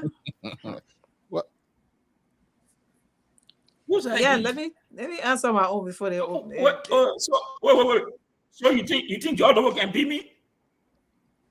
With that, is he trouble? So I'm asking, you think Lobbo can beat me? Can we put a ring down tomorrow? Not tonight. Now, what texted me about Josh? She just texted me. We can plan that tomorrow. She just texted me and said she thinks Lobbo can be you. She sent a message to me. Let me tell you something. If Lobbo can beat me, we'll be inside in Quarantine in Bon County, so he can beat me there. Okay. I want to see the car that will carry your plane. Okay. I'll be there on the 25th. Are you coming? Koto, the ambassador is here. You guys, I'm not saying you talk to him regularly, but you do support him as a first choice, correct? Yeah. Is it getting to the point? Is it getting closer? Maybe George will let us know, because and I know how consequential it is. Your vice president is someone that you must confide in, someone that you can trust, and all of that. But when there are some rough edges, it becomes difficult to cement that sort of role. So is a vice president, and Dr. George Toto can be a witness that his concern, that's his concern. Don't mind him, doing stuff like that. Amos George is concerned of as well. George Lobbo telling us now, giving a good historical file, which is good. The time Biden picked his vice president. Are we going to be waiting for that time, or is it better for us to know so that if there's any tactical or political change that can take effect? Are you concerned as well that it's the sooner the better in his pick? Well, thank you very much, Mr. So. I want to thank Lobbo for accepting my invitation, and I'm so glad that you are here again, Lobbo. And we are here, on Liberian issues. We can never get tired discussing the issues. Why it is true that Ambassador Boyka is my first choice. Selecting a VP is the prerogative of the president of the Senate bearer. So he has to make that decision. He has to feel comfortable of who he wants, to work with. You cannot have a leadership, especially to be a president, and you don't have a vice president that working in line with you. We saw in the 12 years they worked together here in Ellen Johnson study, we did not hear any crash or dissatisfaction or disorganization between them. So I think he, with that experience, would love to have somebody of his vice president that he will have that cordial relationship with. And also knowing all of that, it's also ceremonious. It will decide whether we be the winner or we be the loser. So all of these have to play right now. We calculating everything. The vice president's selection is going to be either a boost in our momentum or a breakdown. So we have to calculate. And our calculation is going to be quite perfect. And whoever whoever he You think selects. Unity Party will go outside of the bell of Unity Party to go out there to broaden the scope of the campaign? You think so? It is the prerogative of the standard bearer, and that is the law. It is his prerogative. Whoever he feels that he can work alone with comfortably, that's his prerogative. Will you recommend that? If I can recommend him, I mean, yes. I mean, can you recommend as a personal, as a Liberian, to, I would like to see someone outside of Unity Party or someone within? I mean, I'm just providing alternative. of course, the option is there. Anywhere other Unity Party that can work along with him. I'm looking forward to seeing somebody that he's satisfied working with. And whoever he chooses, I will be satisfied because it is his prerogative. I can't make that decision for him. Why it is true that I may have people. Let me use of George Lobbo. Let me make use of George Lobbo, and I'll bring Sissy in and Toto. George Lobbo. Mr. Lobbo, are you there? I'll listen. Yeah, I don't want roller skating here. We don't roller skate. They say experience counts a lot, and I think there is still I strongly believe there's still an untold story by the vice president when he made that statement. He's a politician, and I don't think he's willing to go in there because there could be a political consequences when he said that. But he living in. But I'm quite sure at some point in time the vice president will be very explicit when he made that statement regarding his training with Helen Johnson Sirleaf. Is that enough reason for which the vice president is still holding on and considering and holding everything constant here? Which direction this vice president is looking, including let's look at a geographical location. Where do you think the vice president is turning his wheel? Do you know? I like your brilliance, and I like your attempt to get in answers. But let me be very clear, Mr. Soul. Oh my goodness. The former vice president has made it very clear that he will give the Liberian people a vice presidential pick that they all will be satisfied with. One thing we can say, we've learned our lesson, and we are in no rush to make this decision. Look, let me say this to you, Mr. Soul. We are looking at all possible scenarios at play. The vice president is the number 2 man in the country, or is the number 2 lady next to the president. We are very, very concerned. He or she must be able to be commander-in-chief at any given point in time. It is not just about Ambassador Boaka. Having said that, I'm pretty sure the Liberian people are concerned, and what they are more concerned about giving our society is the ability of a president with a vision. We'll have a running mate for you people. We've assured the Liberian people Ambassador Boaka will not be on the ticket by himself. And what I would recommend now is that these conversations, I find it fascinating that there's this much urgency to know the running mate of Ambassador Boaka. I think there are other parties here too. I think we always ask for ANC folks. So now we have a top surrogate of Ambassador Boaka. So here's what I would say to you. Mm-hmm. We are going to deliver for the Liberian people a ticket that reflects the views and aspirations. Is there any anticipated time? Like Kumi said, in the third quarter, is any anticipated time from the ambassador? As far as I'm concerned, when the former vice president makes his choice, it will be our responsibility to ensure that we deliver the news. Lord, Mr. So, the people have been waiting for the coming of Jesus. I think they can wait for the pronouncement of the former vice president. Sister, you see that? Hey, me, I found out in Liberian politics these days, you don't want to start quoting the Bible. That how the 3 Hebrew boys can enter different books and everything. So me, I leave that to the people who can go to Sunday school. Mm-hmm. Yeah. Pastor Prince Johnson. By the way, there's a remix though. I heard a new one drop. Is Mr. C, Mr. B, and Mr. J. They just added Mr. J to the remix. It just came out of Jamaica Records. But having said that, though, I just have a question because I know our brother here today is he's coming also. We don't usually get him, so I'm gonna hold back on from pushing about my guy today because I have the chance to do that every day. I hope one day I can come on the drive to sell my guy, but that would be a whole different thing. But my question to you, though, Mr. Lobbo, is because people always talk about the electoral map from 2017 elections, and we know JMB held Lofa County so tight and so firmly.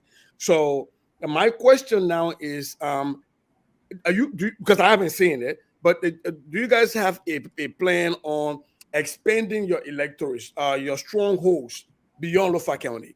So to like a Sano County, to like a River G and all those places. Do you have a plan to do that so that people don't just always hear Joseph Yumabwakai and they pigeonhole him into automatically under Lofa he can compete? Thanks for that question. And I will say this to you. We would be foolish. We would be naive if we thought that Lofa County would get us to the mansion. So Ambassador Boakai will be president for all Liberians. Look, Sizu, guys like us who are involved with this process. Look, taking away from your opponent in his stronghold is also a strategy to winning an election. So, for example, let's take Grand Crew. If Grand Crew is president, we as a stronghold.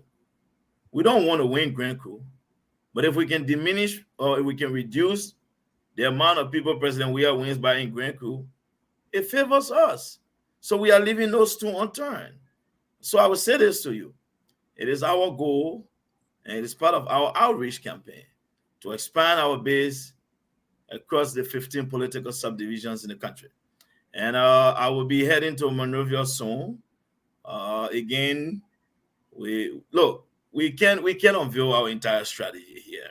Are you going along you going along with the vice president when he returns? No, the vice president departed the United States on the 10th for the Republic of Liberia. I will be following, but I can say to you, Mr. So, one thing we're very clear about is that we've drawn a different map for 2023. And I can assure you, we are going to be robust. We are going to move with force. You will see our game. It will be different, but again, we are going to make sure that the message about rescuing the country and the urgency to ensuring that President George Weah and his group of hustlers turn over state power come January 2024, that mission is accomplished. So yes, we are not dependent only on Lofa. But again, it's always good to have that base and expand. Don't forget, let's take Nimba where your guy come from. Ambassador Boakai came second in Nimba. All right. Is there any candidate for Unity Party in Lofa? Because last time around, Unity Party, I believe the ambassador went there, but what are the Unity Party as an institution raised an individual? Yes. So that is a challenge. Is there any candidate for Unity Party in Lofa, In terms of what? Contesting for what position now? Whether any of the lower house up? Absolutely, there are going to be candidates. We definitely will feel candidates in some districts. But again, our goal is not just to reduce the conversation to Lofa. We want to make sure that now we are looking at new maps. We are bringing counties into play that we feel now that they have to be part of our. Where is your concentration? Where's your concentration? I think from a strategic perspective, that would not be feasible to talk about. But our concentration is across. Nimba, Bon County, they are Mr. So, I know you've tried, but I would say again, our concentration is the entire 15 political subdivision across the Republic of Liberia, and that's our focus and that's our goal. So which county you think you did badly in that you hope you will do better in 2023? To be honest with you, quite friendly, we felt that Grand Cape Mount was one of those counties that have always been Unity Party stronghold. We think our showing in Bombing did not turn out like we anticipated. There are counties that let me say this to you. no matter what you do, there are certain counties will vote George Weah. So you have to be cognizant of those counties. But again, because they will vote George Weah, don't mean you don't make efforts. I'm a strong believer of this statement that the fact that you try hard does not guarantee success. But if you don't try, or you are guaranteed failure. And so we'll leave no stone unturned, Mr. So we'll do our part. What was Mr. Lobbo? What was responsible for that? Was there a lesson learned? And what was the lesson, if it was learned? Mr. So, again, as an official of the Unity Party, my party contested an election in 2017. That there were a lot of internal wranglings within our party. Example? Again, we saw people from within our party had to join the CDC for us to be defeated. So what we are now going to do come 2023 now, we have a united, well-focused, well-rounded Unity Party. Look, I will say again to the Liberian people, one of the reasons why we in the Unity Party will feel very good about our chances, Mr. So, I think my brother Sizu was very clear when he began his conversation that I don't like Ellen. Mr. So, we work a dead country, a failed state, and turn it into a functioning democratic society. Under our leadership, we increased civil servant salary by more than 150%. Under our leadership, Mr. So, we inherited Liberia in 2006 over $6.5 million national reserve. When we gave the country to George Weah on January 22nd, 2018, we gave him a country of a national reserve of $154.8 million. We inherited Liberia with a budget of $80 million, Mr. So. With an $80 million budget, we resurfaced all the major roads across Monrovia and began to invest in community. We turned on small light today in our first 6 months in power. Small light today, big light tomorrow, with 2 megawatt power plant. Mr. So, we inherited Liberia with 0 megawatts of energy. The records are there. These are not made up stories. The Liberians are not stupid. Many people might think the people don't know the facts. But let me finish on this real quick. When we inherited Liberia, Mr. So, we inherited Liberia with 0 road construction anywhere across the country. We left Liberia with over 650 paved kilometers of road, secured $280 million to pave the road from Ganta to Zwedru. The second phase from Fishtown to River G was under construction. The Liberian people, they know the facts. Now the CDC will have to run on this record. And one thing we are clear about is when the time comes, we'll campaign. Yes. Before Amos come in here, those were more or less we are talking about the past. The ordinary person who didn't even know this right now, they will say like, wait a minute, what is ending now in the future? That's what they might be asking for. Let's see. Let me go to the future. What does Ambassador Boyka offer us now for the future? Arrest. We said, people try to make this conversation to favor their narratives. We know there are enormous economic challenges that any government coming to power will be inheriting from George Weah. But what we have said is that our entire vision for transforming Liberia, given what we'll be inheriting, we sum it up into these 5 letters words. So again, what has been our major argument? We've seen reports under the CDC government that our people are too hungry to go to school. Agriculture remains key and center, part of our vision for moving the country forward. Roads, education, tourism, sanitation. Mr. So, every Liberian who understands what is under the vice president bill in terms of investment in education, to roads and infrastructure? Let me see. Look, Mr. So, listen. I think today, because of the nature of the conversation, if we're going to expand on our plans, I think that will have to be for a different show. Because let's come to under the vice president's bill for. We are willing to do that. I will make myself available. Just let me know. But I'll say this to you. He has been very clear. This is the only man in 2017 who made it very clear. What would be priority number 1? He said road. Priority number 2, he said roads. Priority number 3, he said roads. He understands the importance, the enormous opportunity that roads come with for us to invest in agriculture. So Where have we invested $30 million in Grange, for example, in cocoa plantation there, or in a banana and cassava plantation there, and we can't get the goods to Ganta because of bad road condition. We want to build roads that will take our agricultural produce to the market. We want our people, not only that, roads are essential for the movement of goods and services. It is the government responsibility to create an enabling environment for businesses to thrive. What role is cardinal? Some of the prices, the reason why prices are skyrocketing, it costs more to transport goods from Monrovia to Zwedru today. What would that mean if we were to cut the distance down? What would that mean if people can come to Monrovia in the morning and be in Zwedru in the night?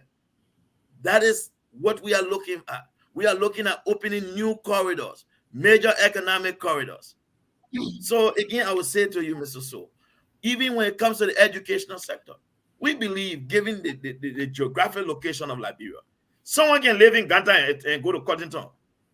Because now it's 45 minutes from Ganta to Banga. You technically don't have to live in Banga. Someone can live in Kakata and go to school in Monrovia. Someone can do the same. Unemployed. So, Mr. So, again, if we are going to invest in the agriculture sector, okay, let's see here. Let's are we having this question? Let me ask you a question. Yeah. So let Amos George come in. George. Yeah, George. Let me ask you this question. I got one or two questions for you, and this is me.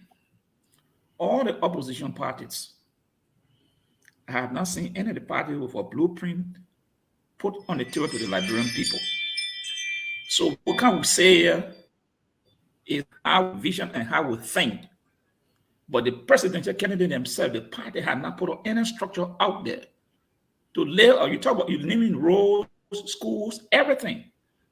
My own man, Alexander Cummings, had not put anything much other to say where the money is going to come from and how he's going to achieve the school.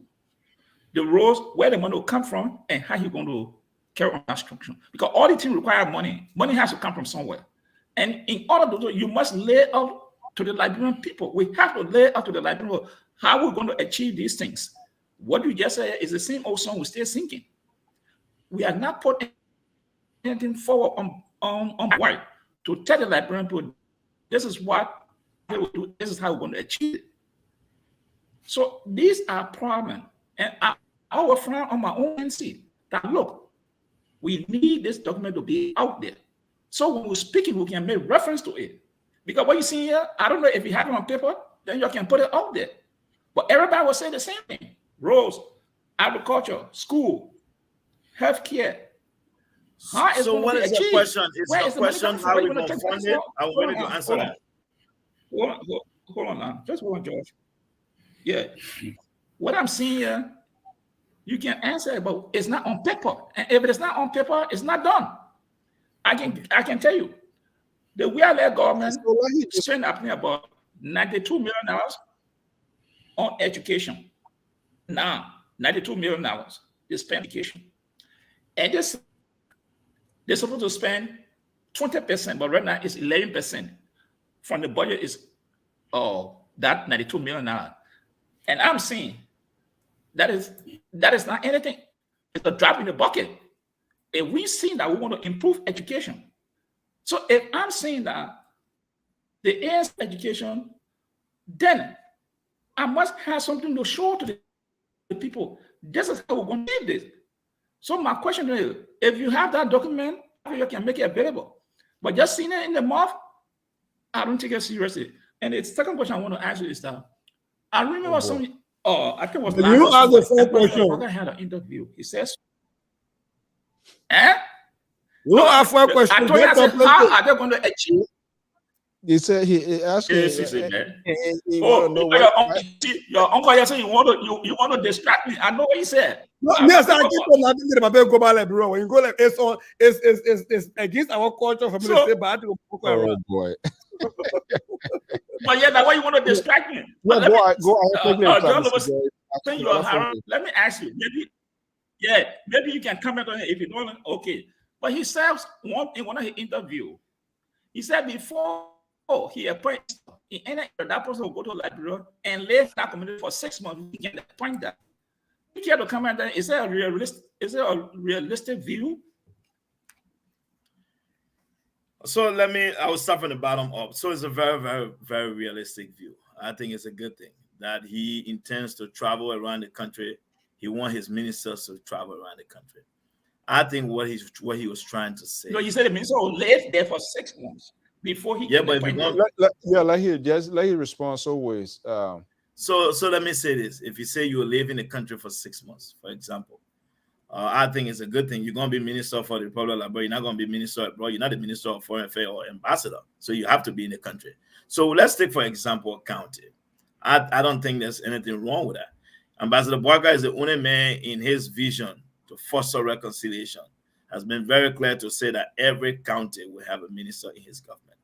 What does that tell you? That the government is not going to be regional based. It's not going to be based on travel line. So that means there's an even playing field. Having said that, I think it's a good thing because it is important that government officials do an assessment to see the conditions under which their people are living. Because having ministers who you appoint, who maybe they've not gone past Kakata, or maybe even when they pass Kakata, they go to Ganta. They have no understanding of what life looks like in Nengme, in Flompa, in Blon, in Kanwi, in Yasnon, in Tonglewe. So it's important.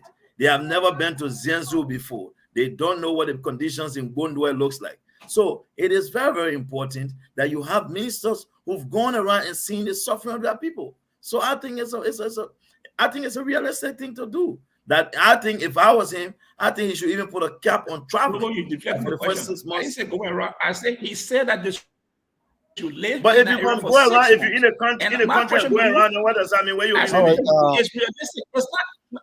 It is realistic. Let me answer your last question. Don't get me wrong. Let me ask you a question. No, George. So, Dr. Toto, please, I want to answer his question on how we achieve our vision. And I think this is where our friends sometimes miss the argument. Your inability for your party to produce their plan and for them to articulate their vision must not be attributed to us. And I'll say this.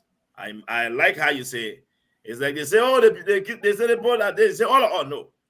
It is true. We have not written a plan to present to the people. But I'll say this to you. Okay. Everything I'm saying here today, Ambassador Boakai has had several appearances, several interviews, where he has articulated the same old thing. This is his vision for the country. So let's come to the issue of paying for it. Maybe you may have forgotten, but he was very clear in his deliberation when he said one of the fundamental landmark decision or ways by which we will be able to raise money to pay for these programs is to ensure that our government is fiscally disciplined. You remember that? He talks about cutting wasteful spending. He talks about every dollar taken away from public funds is a dollar taken away from a child in a village. So when people ask how we'll do this, we've seen a budget where the government is talking about $800 million, but it's overstating numbers, and the government, imagine, when Samuel Twe came to power, the Ministry of Finance budget was little under $55 million. Today, the Ministry of Finance budget is anywhere between $125 to $150 million. What justifies that? What justified that? Look at the increment in that. President Ellen Johnson said who you claim was wasteful. Her office budget did not reach $14 million. President Weah's first budget was $17.1 million. That's an additional over $3 million. You know what $3 million can do if we decided that we're going to take it and just build low-income housing in Bomi?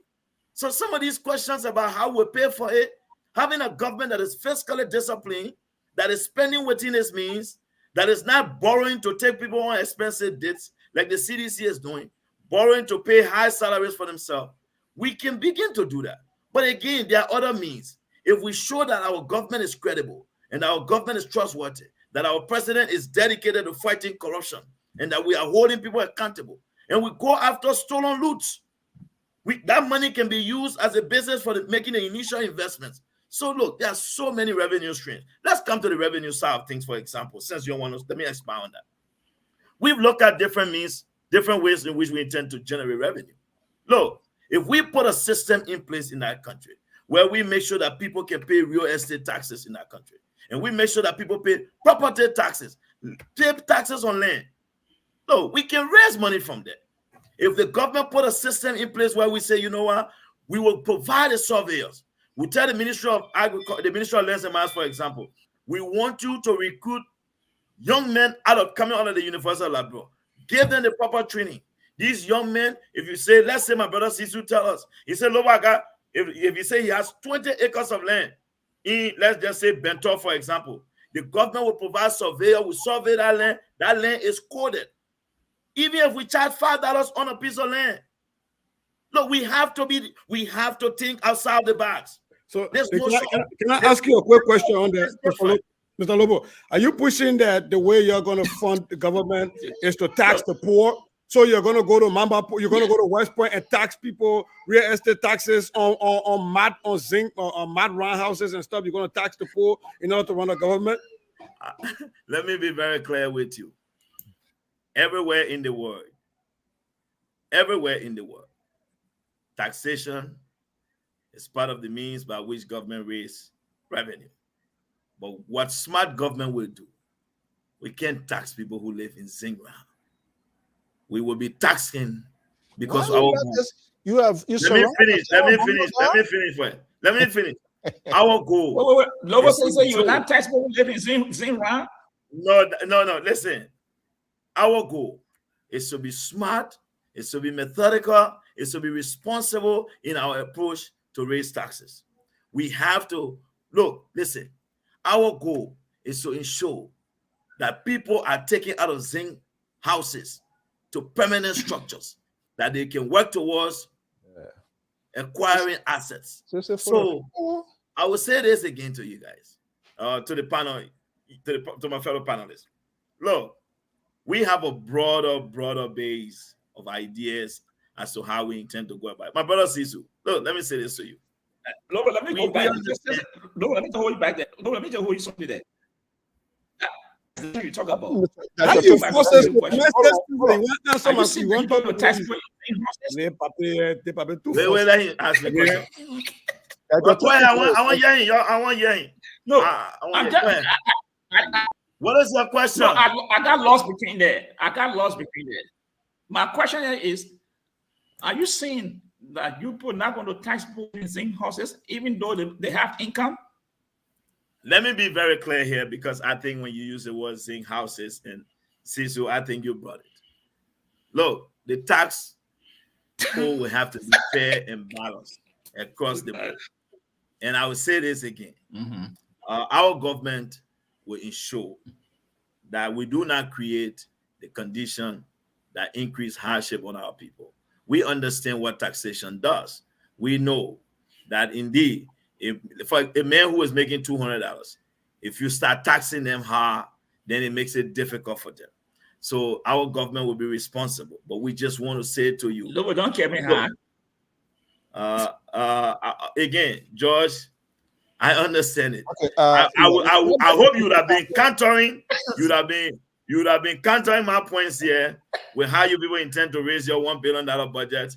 But the fact that you're interested in outside the conversation, I love that. But I'll just say this to you: we have people, we have a lot of properties that we believe that people must pay taxes. Let Dr. Toto come up with his own. Dr. Yeah. Dr. Toto? Yeah. Let me ask my question. When George was speaking, he was talking about internal revenue within the Unity Party that registered some of their members to CDC that caused them to lose election. But I want to take George to rate the US, the Unity Party, USA. I want for you to comment to case of deputy as all there's an internal struggle within the Unity Party, USA. There was a post on Facebook some time ago, and I was tagging to that post about a exchange between you and my brother, Asumana within the Unity Party. They have the Samuel Widow group, the Musa Keita group, and the Kabadoya group. The internal regular have been going on. So within the Unity Party USA, how is it that? Is it resolved or is it affecting the progress of the Unity Party USA? Yeah. In fact, an invitation that was entered to me last about fundraiser program that he made there about. No, why you don't carry money there? Asumana. Yeah, plow if you need what? You want So, to give me the money? Yeah, so I let don't me- want to know how the party process there because it's a serious distraction. If people cannot work together, how do you encourage folks to work together in Liberia? I do appreciate your concern for the Unity Party and the well-being of the structure here in the United States and Canada. But I just want to be very, very clear and bring some correction to the statements you made. However, there are no two groups. The Yeah, this Unity is a Party. there's a struggle going on within the group. I got your question very clear. Let me answer now. The Unity Party USA Canada has one leadership, and that leadership is headed by Capet Doyen. There was a convention that reaffirmed that leadership, and that leadership will stay in power to 2024. Now, I will say this to you, Dr. Toto. People will always. There are times in the Liberian society and in Liberian organizations, sometimes when people disagree with a leader, people tend to say things. But as far as I'm concerned, these things are very normal. We have a leadership that is focused. Even before I came on here today, I had a conversation with my chairman, Chairman Doyen, and our goal is we are focused on ensuring doing what we can do for the party. Now, don't get me wrong, I would not dismiss that there was a fundraiser held on the East Coast that Ansumana didn't chair. Having said that, I think you know why. Martin, you read a comment like you said. The Unity Party USA Canada has outlined as to what should happen and how it should happen. And we believe that everybody who is part of every organization should respect rules and policies being put in place by the institution. And I think many Liberians struggle with those things. And as a result of that, so they may have decided that there was a need to do something outside of that. But that in no way, shape, size, or form undermine the leadership of Capet Doyen. He remains our chairman, and he's the elected chairman and until 2024. So I didn't want to get into this because Mr. Lobbo said we should wait till he come another time we can discuss this. But since they open that floodgate, what do you have to say about the coup d'etat that happened then against the chairman Toto when his vice president overthrew him and the old man were on the ground and there was a lot of machinations going on? I would say this to you, my brother. I think there were attempts by people who overall, let me say this to you. Sometimes, I'm part of the leadership. There's a reason why, I'm not trying to say to give myself flowers here, but there's a reason why I deal with things differently. And my approach to things are a lot different than many people. And I think I'm very grateful for being a member of the YMCA at the very early age in 1997. And if there's anything that I learned from being part of the Hawaii and the YMCA was that understanding of what institution means and just understanding the chain of command. So again, yes, indeed, that did happen. But however, again, Capet Doyen remained the only elected chairman. And I've always said to people, look, one thing people need to understand, Sisu, one of the arguments, and many people will tell you, they say George support Capet. It's not that I support Capet, but I'm a strong believer that Capet will leave tomorrow. The institution will remain. The precedents we set today will take the institution down. And on the basis of that, and that is why you see I have not supported some of the things that others want to do. You don't have to like a leader. At my job where I go, my supervisor and myself, I'm pretty sure we don't have the same vision. But you know why? I show up to work every day and read my emails. When she said, George, can you come over to my office? I go there and sit and talk to her. There are things that sometimes I want to and I don't get my way. That's fine. That's the nature of chain of command. If I'm ever elevated one day, I should be able to do the same thing. And Liberians need to understand that you will never have your way all the time. And Let me people ask you, sometimes, yeah, when they have connections to leaders and they give advice and it does not go their way, then they want to sway their other. So I am not that guy. And as far as I'm concerned, the institution will remain. George Lobbo will be gone tomorrow. Capel will go. But we must set precedents for the future. And that is where I stand. So let me ask you, Mr. Lobbo. I mean, it's good we are having this sort of conversation. It's not a matter of planting like a pole to crucify people, but we need to get the minds of these people and how you guys came to the point of supporting the people. I did hear you calling the timeline that the vice president will be returning home very shortly. Was there any sort of engagement with the Liberian people during his recent visit, or will there be one before he leaves? You know, I don't want to misinform the public. If that's something you want me to confirm, I will get back to you. But we must not forget the former vice president. He will be attending a fundraiser on the 9th in Philadelphia. Apart from that, when you speak in terms of engaging the Liberian people, maybe he may not. I mean, like a town hall meeting. I don't think with his scheduling, I don't think something is in the pipeline. However, he plans a trip to come here, and we know election is ahead. If he's not meeting Liberian people, holding everything constant as it is, which of course is good that you don't want to do that, is that equivalent to us saying when George Weah comes here, he meets his sedition, and that's just all about it? The fundraiser is strictly about his foundation, right? I think you'll be disingenuous and unfair. Let me add a B to that question. You can just put all together. No, before you do that, let me address it first. This is I don't want to get out of it. Let me finish with it. I'll take yours. I want to address it the way it came first. Okay. Let me say this, Mr. So I think that's unfair and that's wrong, and we should not do that, because you know what? The former vice president came to the United States, where he held town hall engagements in Philadelphia. He went to Minnesota and held town hall engagements. President George Weah have not done the same. George Lobbo, in Philadelphia, granted ANC, diehard ANC supporters, the right to ask questions of their choice. We didn't stop that. I granted people who I know to be seditious, fearless critics of the Unity Party, the right to ask questions. And we're open to everybody. So again, I can't only speak for myself. You can speak for ANC when you're talking. I will speak for myself. Let me take your question. Yeah. No. My question is. ANC is not like asking. Hold on 1 second. Let Dr. Toto finish with Dr. Toto. Yeah, my question is the VP. What is the proper to the VP trip in America? Is it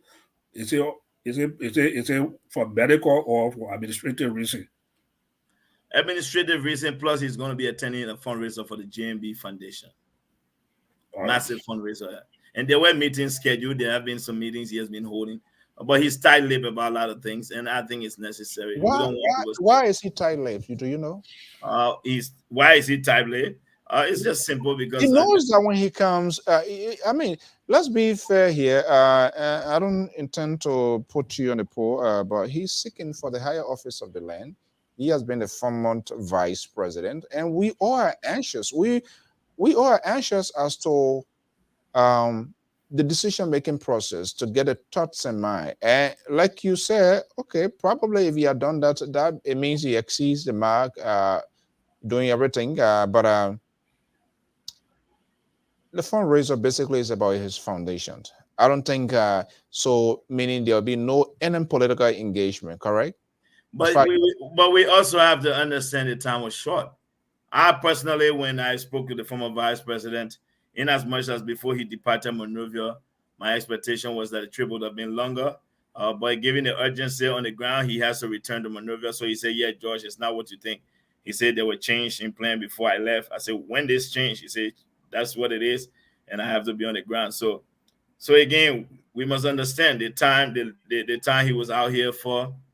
He's cutting his trip short. He'll be leaving right after the program. Imagine fundraiser on the 9th, on the 10th, he's on his way back to Liberia. So maybe if there was more time, then would have made arrangement for other engagements. But unfortunately, the time is short, so he has to get prepared to go back. Was that a strategic decision on the part of if I may ask George, how long he been here for? The Omer Ralph. And George, how long he been here for? Where now? Oh, yeah. Oh. No, that the Coca-Cola network giving him time so he can cast Oh my goodness! Oh, life. This guy, the Omer Ralph. Sometimes when he stir up trouble, then he go to a daughter. Oh, when he come back, then he flip again. Why you bet Janitor come back again? Already, he texted me. He said, "My man, Joe Lobbo, you're bringing. I will not get Joe Lobbo no hard because my uncle here. I won't sell anything on my uncle. Then you bring Joe Lobbo, then who can knock it together. But right now, I won't say anything. I said, investigating the 7K. They can't get no answer. So we come when you can't wait asking. So he until they find out money and know what happened in the internal investigation. No, President, we are called that case already. President, we are said the lie on his board name. The chief law enforcement officer said it already. President, we are said the lie. That case end. He said it already. He has been, Mr. So he has been engaging Liberians at some worship centers. I know when I went with him in Delaware in particular, he spoke to the Liberians there at the church we went to. And I think you saw him again this gone weekend at another church. The president of the Republic of Liberia communicated to the country from his pulpit. So it's not a bad thing. For Ambassador Boyka to meet with Mr. Cummings, you think? If there are plans for him to meet with Mr. Cummings, I do not speculate. But anything is possible. Most likely they are talking. I know that for sure. And the lines of communication has been reestablished. That's the question I want to ask your logo. Yeah. No, that's one of the questions I want to ask him. Because I even jotted down. I wanted to know what Mr. Cummings. No, they are talking. Yeah, they are. Okay. And the conversations are fruitful. One thing we've been very clear about is on our end is that we know that George Weah poses serious national danger to the future of the country. And I think Mr. Cummings and other people around him too understands it. And we hope other opposition leaders will understand that. And if we share that common understanding as one team, then I think whoever goes against George Weah, the issue of whether we are married or we were engaged doesn't matter at that particular point in time, because the ultimate goal will be getting rid of this danger that President Weah poses to the country. We found on the presidents of the security of the state. The law is not being adhered to, the judiciary system and all of that. The Chief Anthony, take us inside here, the Scarlington leadership or ministerial board. If Ambassador Boyka were to become president, what kind of Chief Justice, Police Commissioner do you think he will really have so that we will put to rest this sort of conversation? You know, let me be very clear with you. Ambassador Boyka, one reason why many Liberians are gravitating towards his candidacy is based on his record. He's not just one of the finest statesmen for no reason. I think he has demonstrated beyond all levels that indeed he understands the everyday problem confronting the country. And he knows and understands the need for a system. Mr. So I would say this to you. Whether the police being partisan police, the EPS being partisan EPS officers, the institutions are now functioning like they should function. And in the absence of that,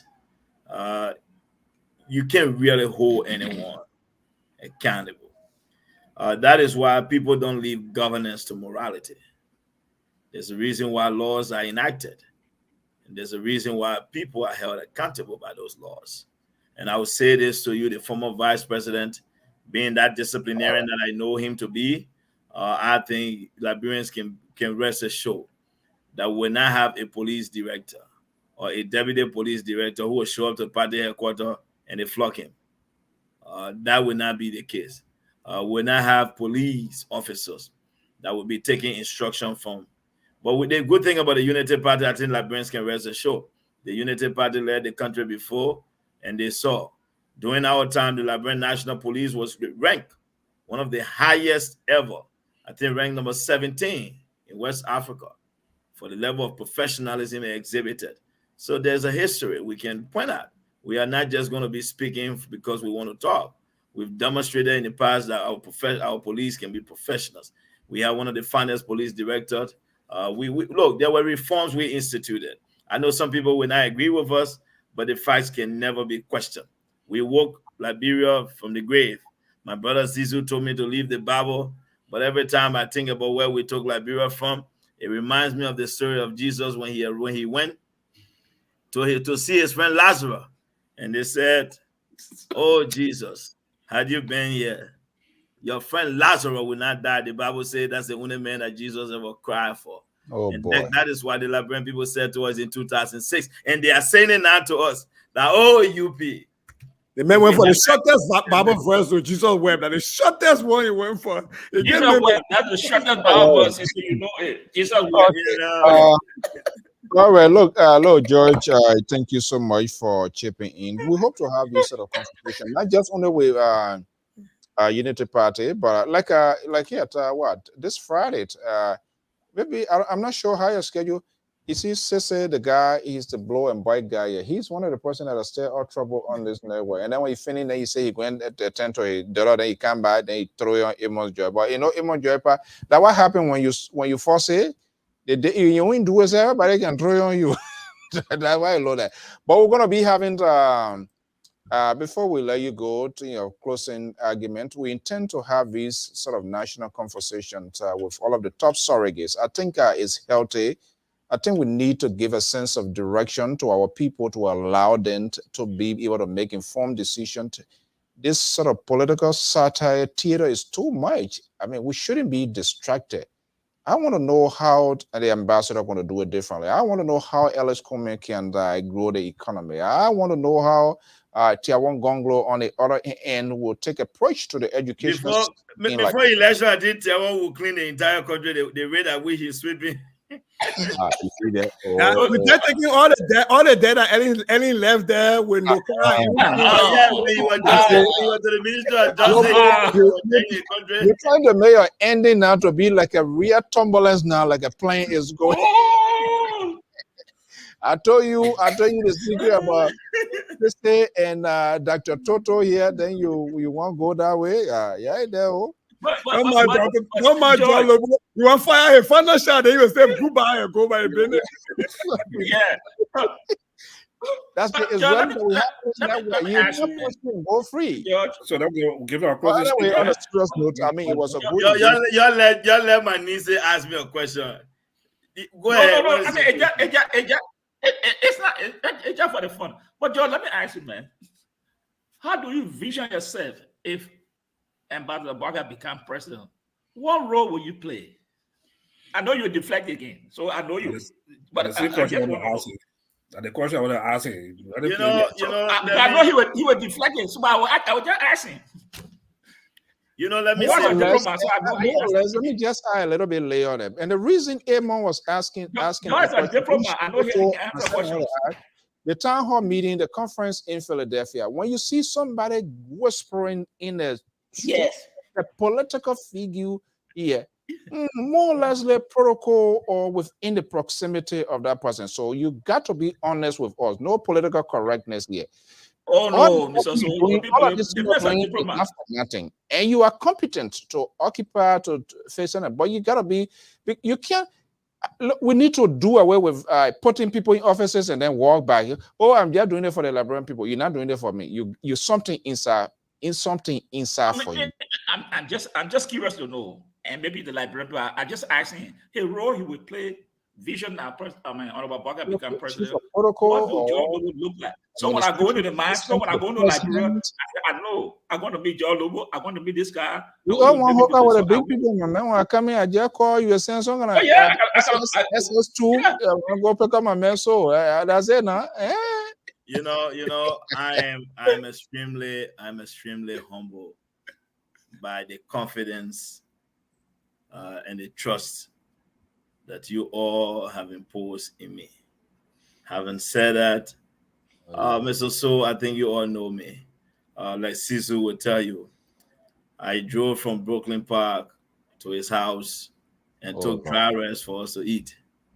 That's what he said. The guy is a different guy. I know many people, politics in Liberia, there's always been about job, Mr. So. But let me go back to my days on Spoon, for example. You know, I've always heard people say that everybody in it is about job.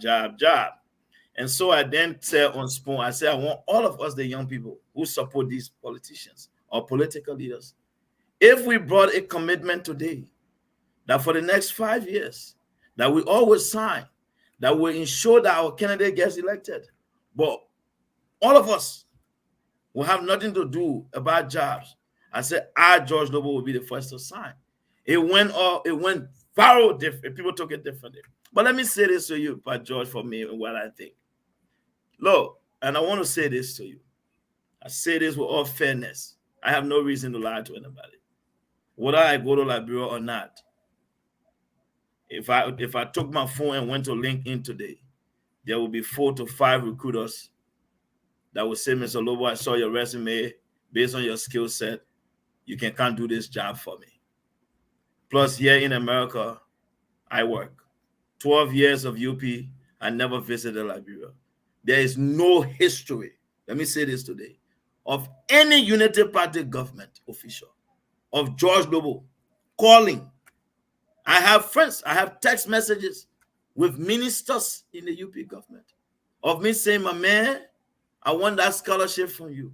Or me collecting $5 Labrador for 12 years of my party in power. It's not about me. But let me say this. When it comes to Ambassador Boakai, here's where I come in. Look, it's embarrassing. Before I came on this show, Mr. So, I was talking to a friend of mine not too long ago. The guy wanted to go to Kenya. And then he said his brother is in Cape Town. And he was comparing the two countries. And he said, my man, George, what do you make of Kenya? And I was speaking to him about developments. Look, it breaks my heart. A young man like me who grew up in SKT, born at Phoebe. Every time nowadays I stop reading. Every time I read about other countries, that the country that I come from, it's not that the country is poor. We have the minerals. We have the resources to ensure that our people get better quality of living. But instead, our people, after 14 years of civil war, I know what it feels like to toll low. And I've been very clear with Ambassador Boakai. Ask him behind me. I told him there's no way you come to power and our people still live in those huts they live in before independence was declared. If there's nothing you accomplish for me, in every county, the people must see the difference. The people must live in real structure. And in those structure, they must work their way towards acquiring it as an asset for their future. We cannot have our people living in those houses again. So again, the people deserve good life. They all can come to America. And for me, that is my goal. And if there's anything I will do, wherever way possible, to ensuring that that is accomplished in Boakai's 6 years, that is my goal. That is all I wish for. Well, I'm not sure whether he answered it. And this, you know, it's so sad dealing with politicians. George. Yeah. I can tell George, you didn't answer that question. Yeah, they were politicians. I didn't answer the question because I didn't tell you I won't be Natana Magee.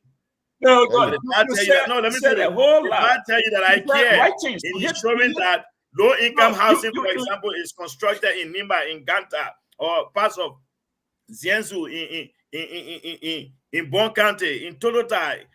So that means the baby the housing director. I don't have to be housing director. No, I just have to make sure that I can remind him of the everyday problems that our people are facing. Part of that, all of these things here, we also want to make sure you don't be the person, and that's my view. We don't want to see people coming to sell people agenda, and they can't come us to tell her, look, I hope to see myself there, because when you sell the person agenda, you got to be there to also help support the person. Yeah. Don't cancel somebody to me and then you walk. I say, oh no, I'm gonna be in America. Then no. He taking special shot at me now. Don't mind. And also, the thing is to what George is saying. No. If you you said you could be a consultant or something. So you are not a consultant class. Well, I mean, for me, I don't see anything wrong. I don't see anything wrong with people saying the government is your government. It's a proud to serve your country. No, it is a proud, but that's the whole thing. But anyway, equally so, you cannot make a definite statement also too. If the government get elected, the government call upon you to serve, then he can make that determination. But we just say they're speaking abstract, that I think that's the point George is trying to make. But everybody who will work in the government will work at the will and the pleasure of the president, right? So the president will have the right to make that decision. So again, let me tell you one thing, Mr. So. Look, everybody, if you give people the opportunity today to decide, and you ask them, who do you wish to be your dad? I'm pretty sure Bill Gates will inherit the half of the world. But that doesn't mean it will come true. I don't believe in all of that. I would just say this. Well, I mean, why is he as I just doing it? I don't want to wait. Why would somebody don't want to wait for that? No, I mean, look, I didn't say. I think I answered the question the best way possible. I mean, that's John Lobbo, they think that the metro in his at the same time asking you question.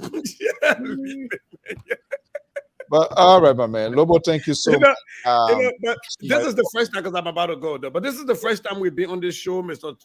So hasn't been telling us, "Gonna make your final statement. I gotta go to sleep now." Right, Mr. George? At this point, he would have took a long time to make our final statement. So, George Lobbo, these conversations have been very entertaining to the point that Mr. So has forgotten the time. Mr. So, he said one more time. You can't get tired asking questions. Trust me, I know that guy. No, right now you think he has to ask all the questions from the bed. You keep so. I'll make myself. I'll always be here. I'll join you guys. I will talk. I hope to talk to your USA. Captain Dwayne. You want Chairman Dwayne? I can make that. Yeah, the last time I had an interview in when he was OLM, that almost 9. All right, I will bring him as a Unity Party USA Canada, and hopefully he will. Mr.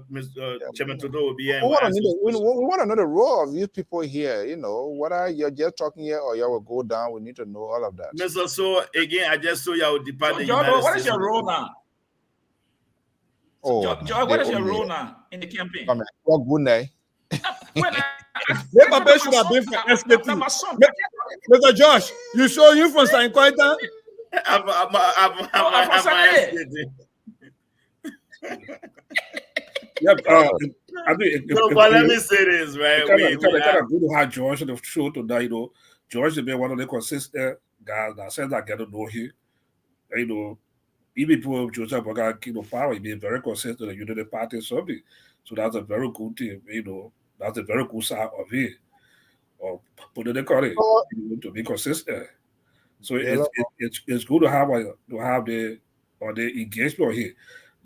My only concern I just have George Cos Abba said talk about it after he said that there's no way that the ANC or Unity Party can come together also. I think he said it on a particular show here too. But I think there's a need to be fair. Looking at we can sugarcoat, we can say what we want to say, but what I saw in Liberia, the people that turned up to get that support the president we are is set a lesson for the opposition. As an eye opener. I hope you guys look into it. Don't take it for a joke. You know, to be honest, while it's true, I don't intend to boho in that argument. For the sake of time, we would have tested the sincerity of the people if there were not inducement being given to them. You keep people, you have not paid them for 2-3 months, and then you give them $20 to show up there again, then you can't question the success of a rally based on that. If that is the case, it's like anybody could have gone to the market and buy people. So again, I don't want to get into that. So what I want the government to do is the government that has done so well to just say, I call on the people because of the roads we've paved, the way we've improved the educational system. You know what we want to do, Sissy? We were talking this thing behind the scene. I think we need to do an official letter to the election commission. This sort of crowd competition, who get crowd, who not get crowd, will make all of the 4 major political parties simultaneously. Different CDC take maybe Painesville area, Unity Party, Central Moroya, the other people send them to Puebla or Ganave and see. At the same time, let's start the same hour and ends the same hour and see who get a crowd. And see how they're going to transport people. If they are doing it, if. Well, if crowds were anything, if crowds were anything to go by, Robert Salih would be senator right now. So for me, I don't. I mean, those things. If crowd was anything, I campaigned with Vani Shema in 2005. Shema would have won. If the amount of people that turned out to support you at rally could vote for you like that, Vani Shema would have been president. So let me say my one tabata and my closing statement. My brother George Lobbo, welcome. The last time you were here, you and I didn't talk, but I too live in SKT. I live in Phoebe on the airstrip. I went to Phoebe Community School, so I know we have something there going on.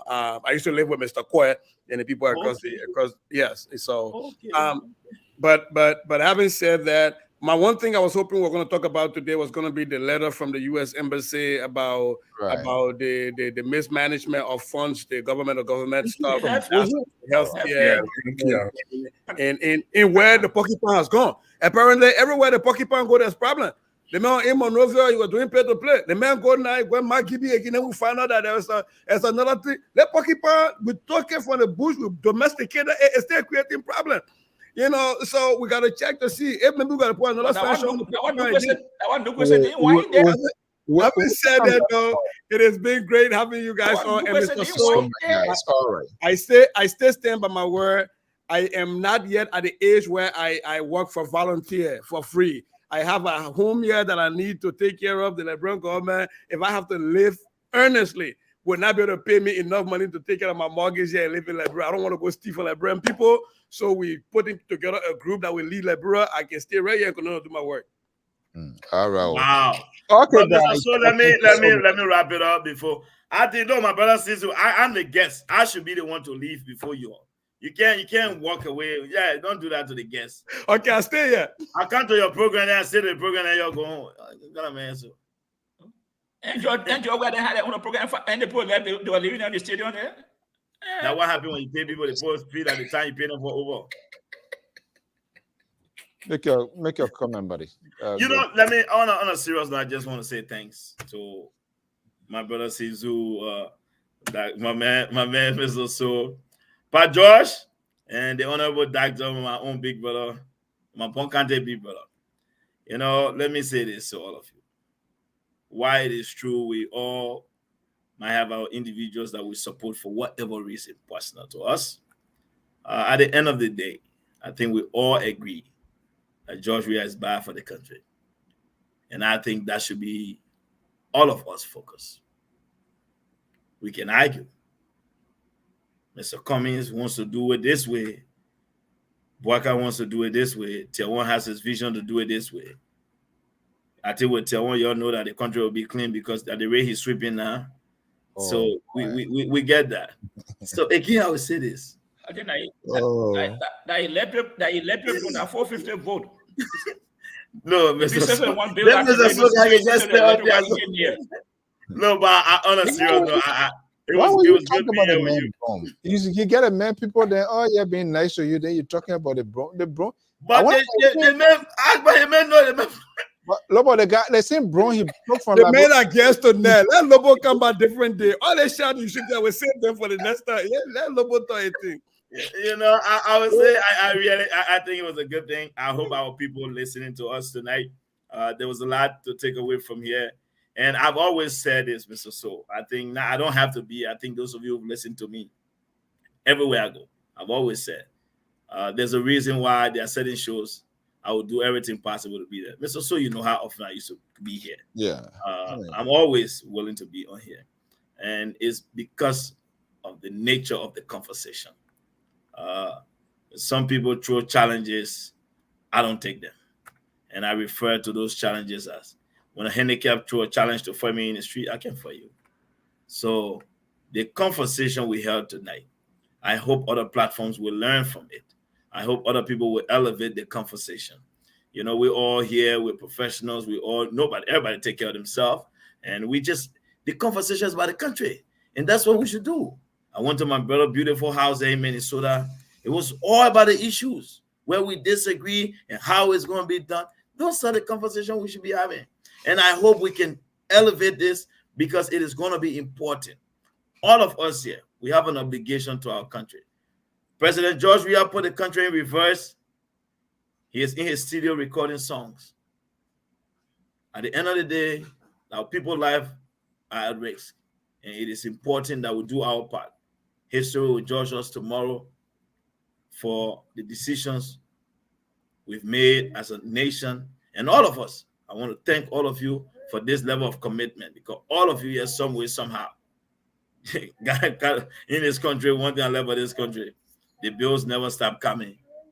So to be up here this late, doing what we do, I just want to say thanks to all of you for what you do for our country, and especially for those of you who take your time to read, who take your time to come here to educate. Some people have these 2-3 hour show, nothing of substance, nothing of substance.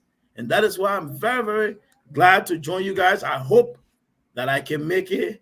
At least I want to be coming. I see my own Bogade Babe, but the ANC baby, it seems like he got more to say. Even while I'm closing, I can tell from his lips that he still wants to say something. But I'll leave it there. I want to thank all of you guys. It's been a good time hanging out with you. I said it.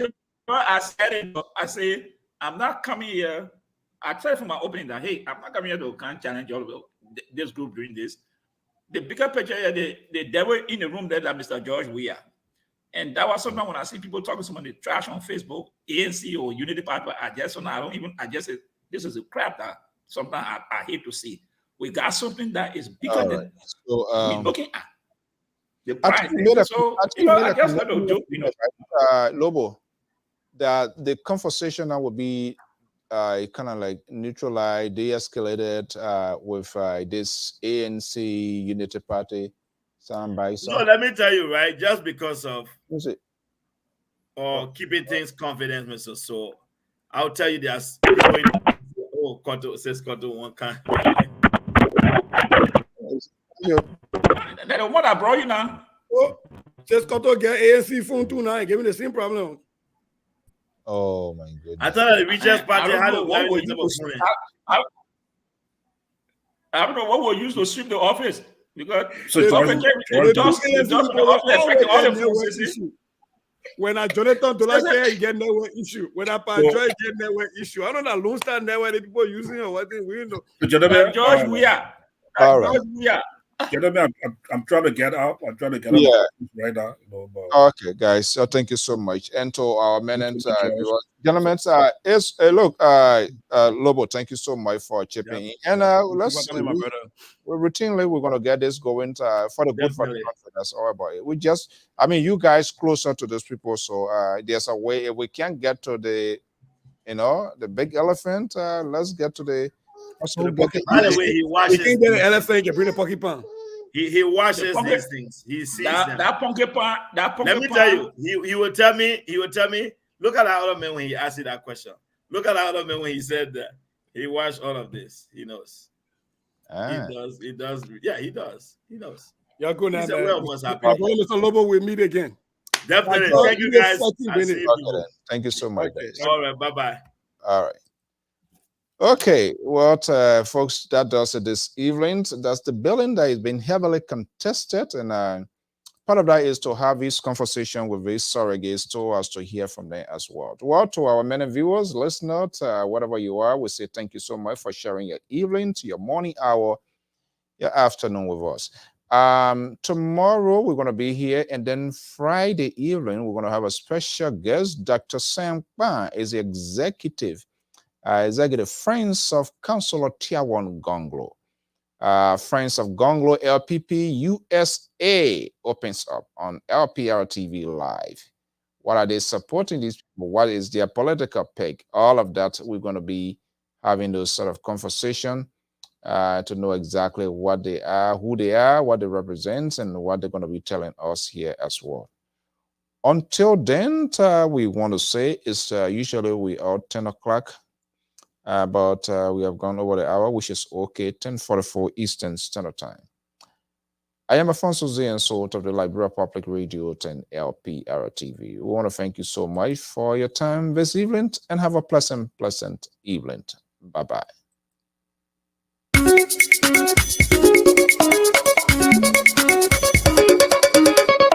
How you doing? So yo, how you doing? Abonye, so yo, how you doing? So yo, how you doing? Abonye, so yo, how you doing?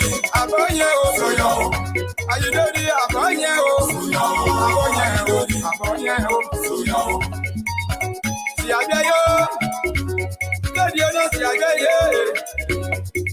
Asi agayo, ayaja ipawo. Abonye, yayo dwala. Yayo dwala. Na azanye chedila. Jena pwe, be anu edrutuo, abebe o. Yonya o, si ageye. Asi ageye, loyon. Asi agayo, si agayo, asi agayo, ayaja ipa o, suyo, ayidodi, abonye o, suyo, yenyo te babimu, suyo, yenyo te na kongo, yenyo te babimu o, yenyo te na kongo, webebe na meja imu o, awo abonye o, mo eti abiswe. Mo ete alizwe mloyon. Mo eba eluwe. Ya mo eba eluwe. Mo ya nyosune. Mo be abebe o. Suga mo agoza sefa mo. Biro ma kone sana. Biro ma kone sana langa. Biro ma kone sana yawe. Suga mo agoza. Do you want to share your events with the world? Why not contact us? We are Liberia Public Radio, LPR. We are the specialists in advertisements, commercials, radio and TV services.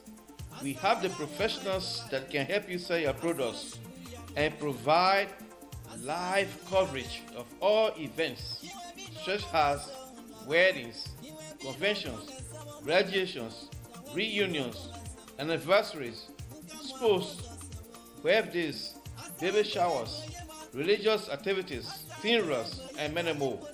Take your phone right now and call any of the following numbers: 682-433-8802, 267-648-6089, 484-786-3337, or 916-533-2048. Our customer service representatives are waiting to take your calls and give you the needed assistance. It is LPR, the home of excellent media services, and your friends in business.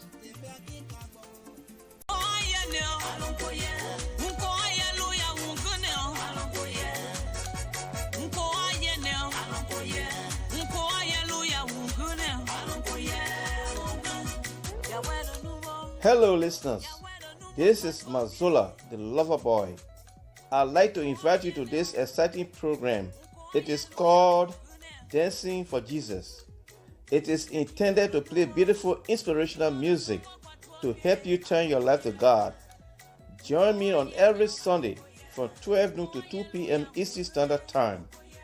This is our way of showing appreciation to God for the good things He has done for us and continue to do. Don't miss this opportunity. Join Mazola Gizi on every Sunday from 12 noon to 2 p.m. Eastern Standard Time for the program Dancing for Jesus.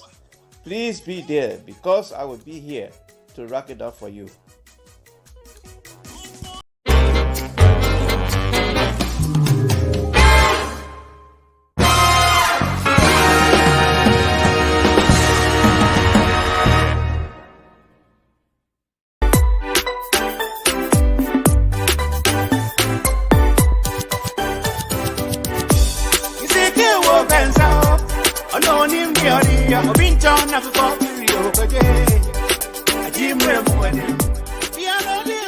Welcome to Fiber Queen of Woodland. Everyone that's looking for a nice African for wedding, whatever fiber you need, you can just come over here. You have all this nice stuff. If you need ashebi, you guys can come over here for baby shower, for wedding. You guys are welcome. She have really nice stuff. You can see all over there, all those men over here. You don't have to go to the theater and then they're going to be telling you all kind of stories. You can just come here. They're already made. And for ladies, you can just look for whatever fiber you're looking for and match it for the men. And, your husband already have a shirt made. You can get stuff for your kids. You can get stuff for the whole family. We have African slippers and ashobi hand ties all over. We have different kinds of lists and everything. So you guys are welcome, okay? It's really nice. It's Fiber Queen on 6695 off of Woodland. 6625 Woodland Avenue, okay? So you guys are welcome, welcome, welcome, welcome. You have nice stuff here for ladies, for men, for kids, and for everybody. Ladies and gentlemen, your attention please. Fabric Queen of Philadelphia. Fabric Queen of Philadelphia is 100% African-owned business. At Fabric Queen, we are specialized in high quality wax product, Swiss lace, jewelry, and beauty products that will make you shine like the queen of fabrics. We are located at 6625 on Woodland Avenue, 10 Philadelphia. Telephone number 215-800-0228. Tell the management of Fabrics Queens in Philadelphia is easy insult of the Liberia Public Radio gives you this message. Tell all Akwaba.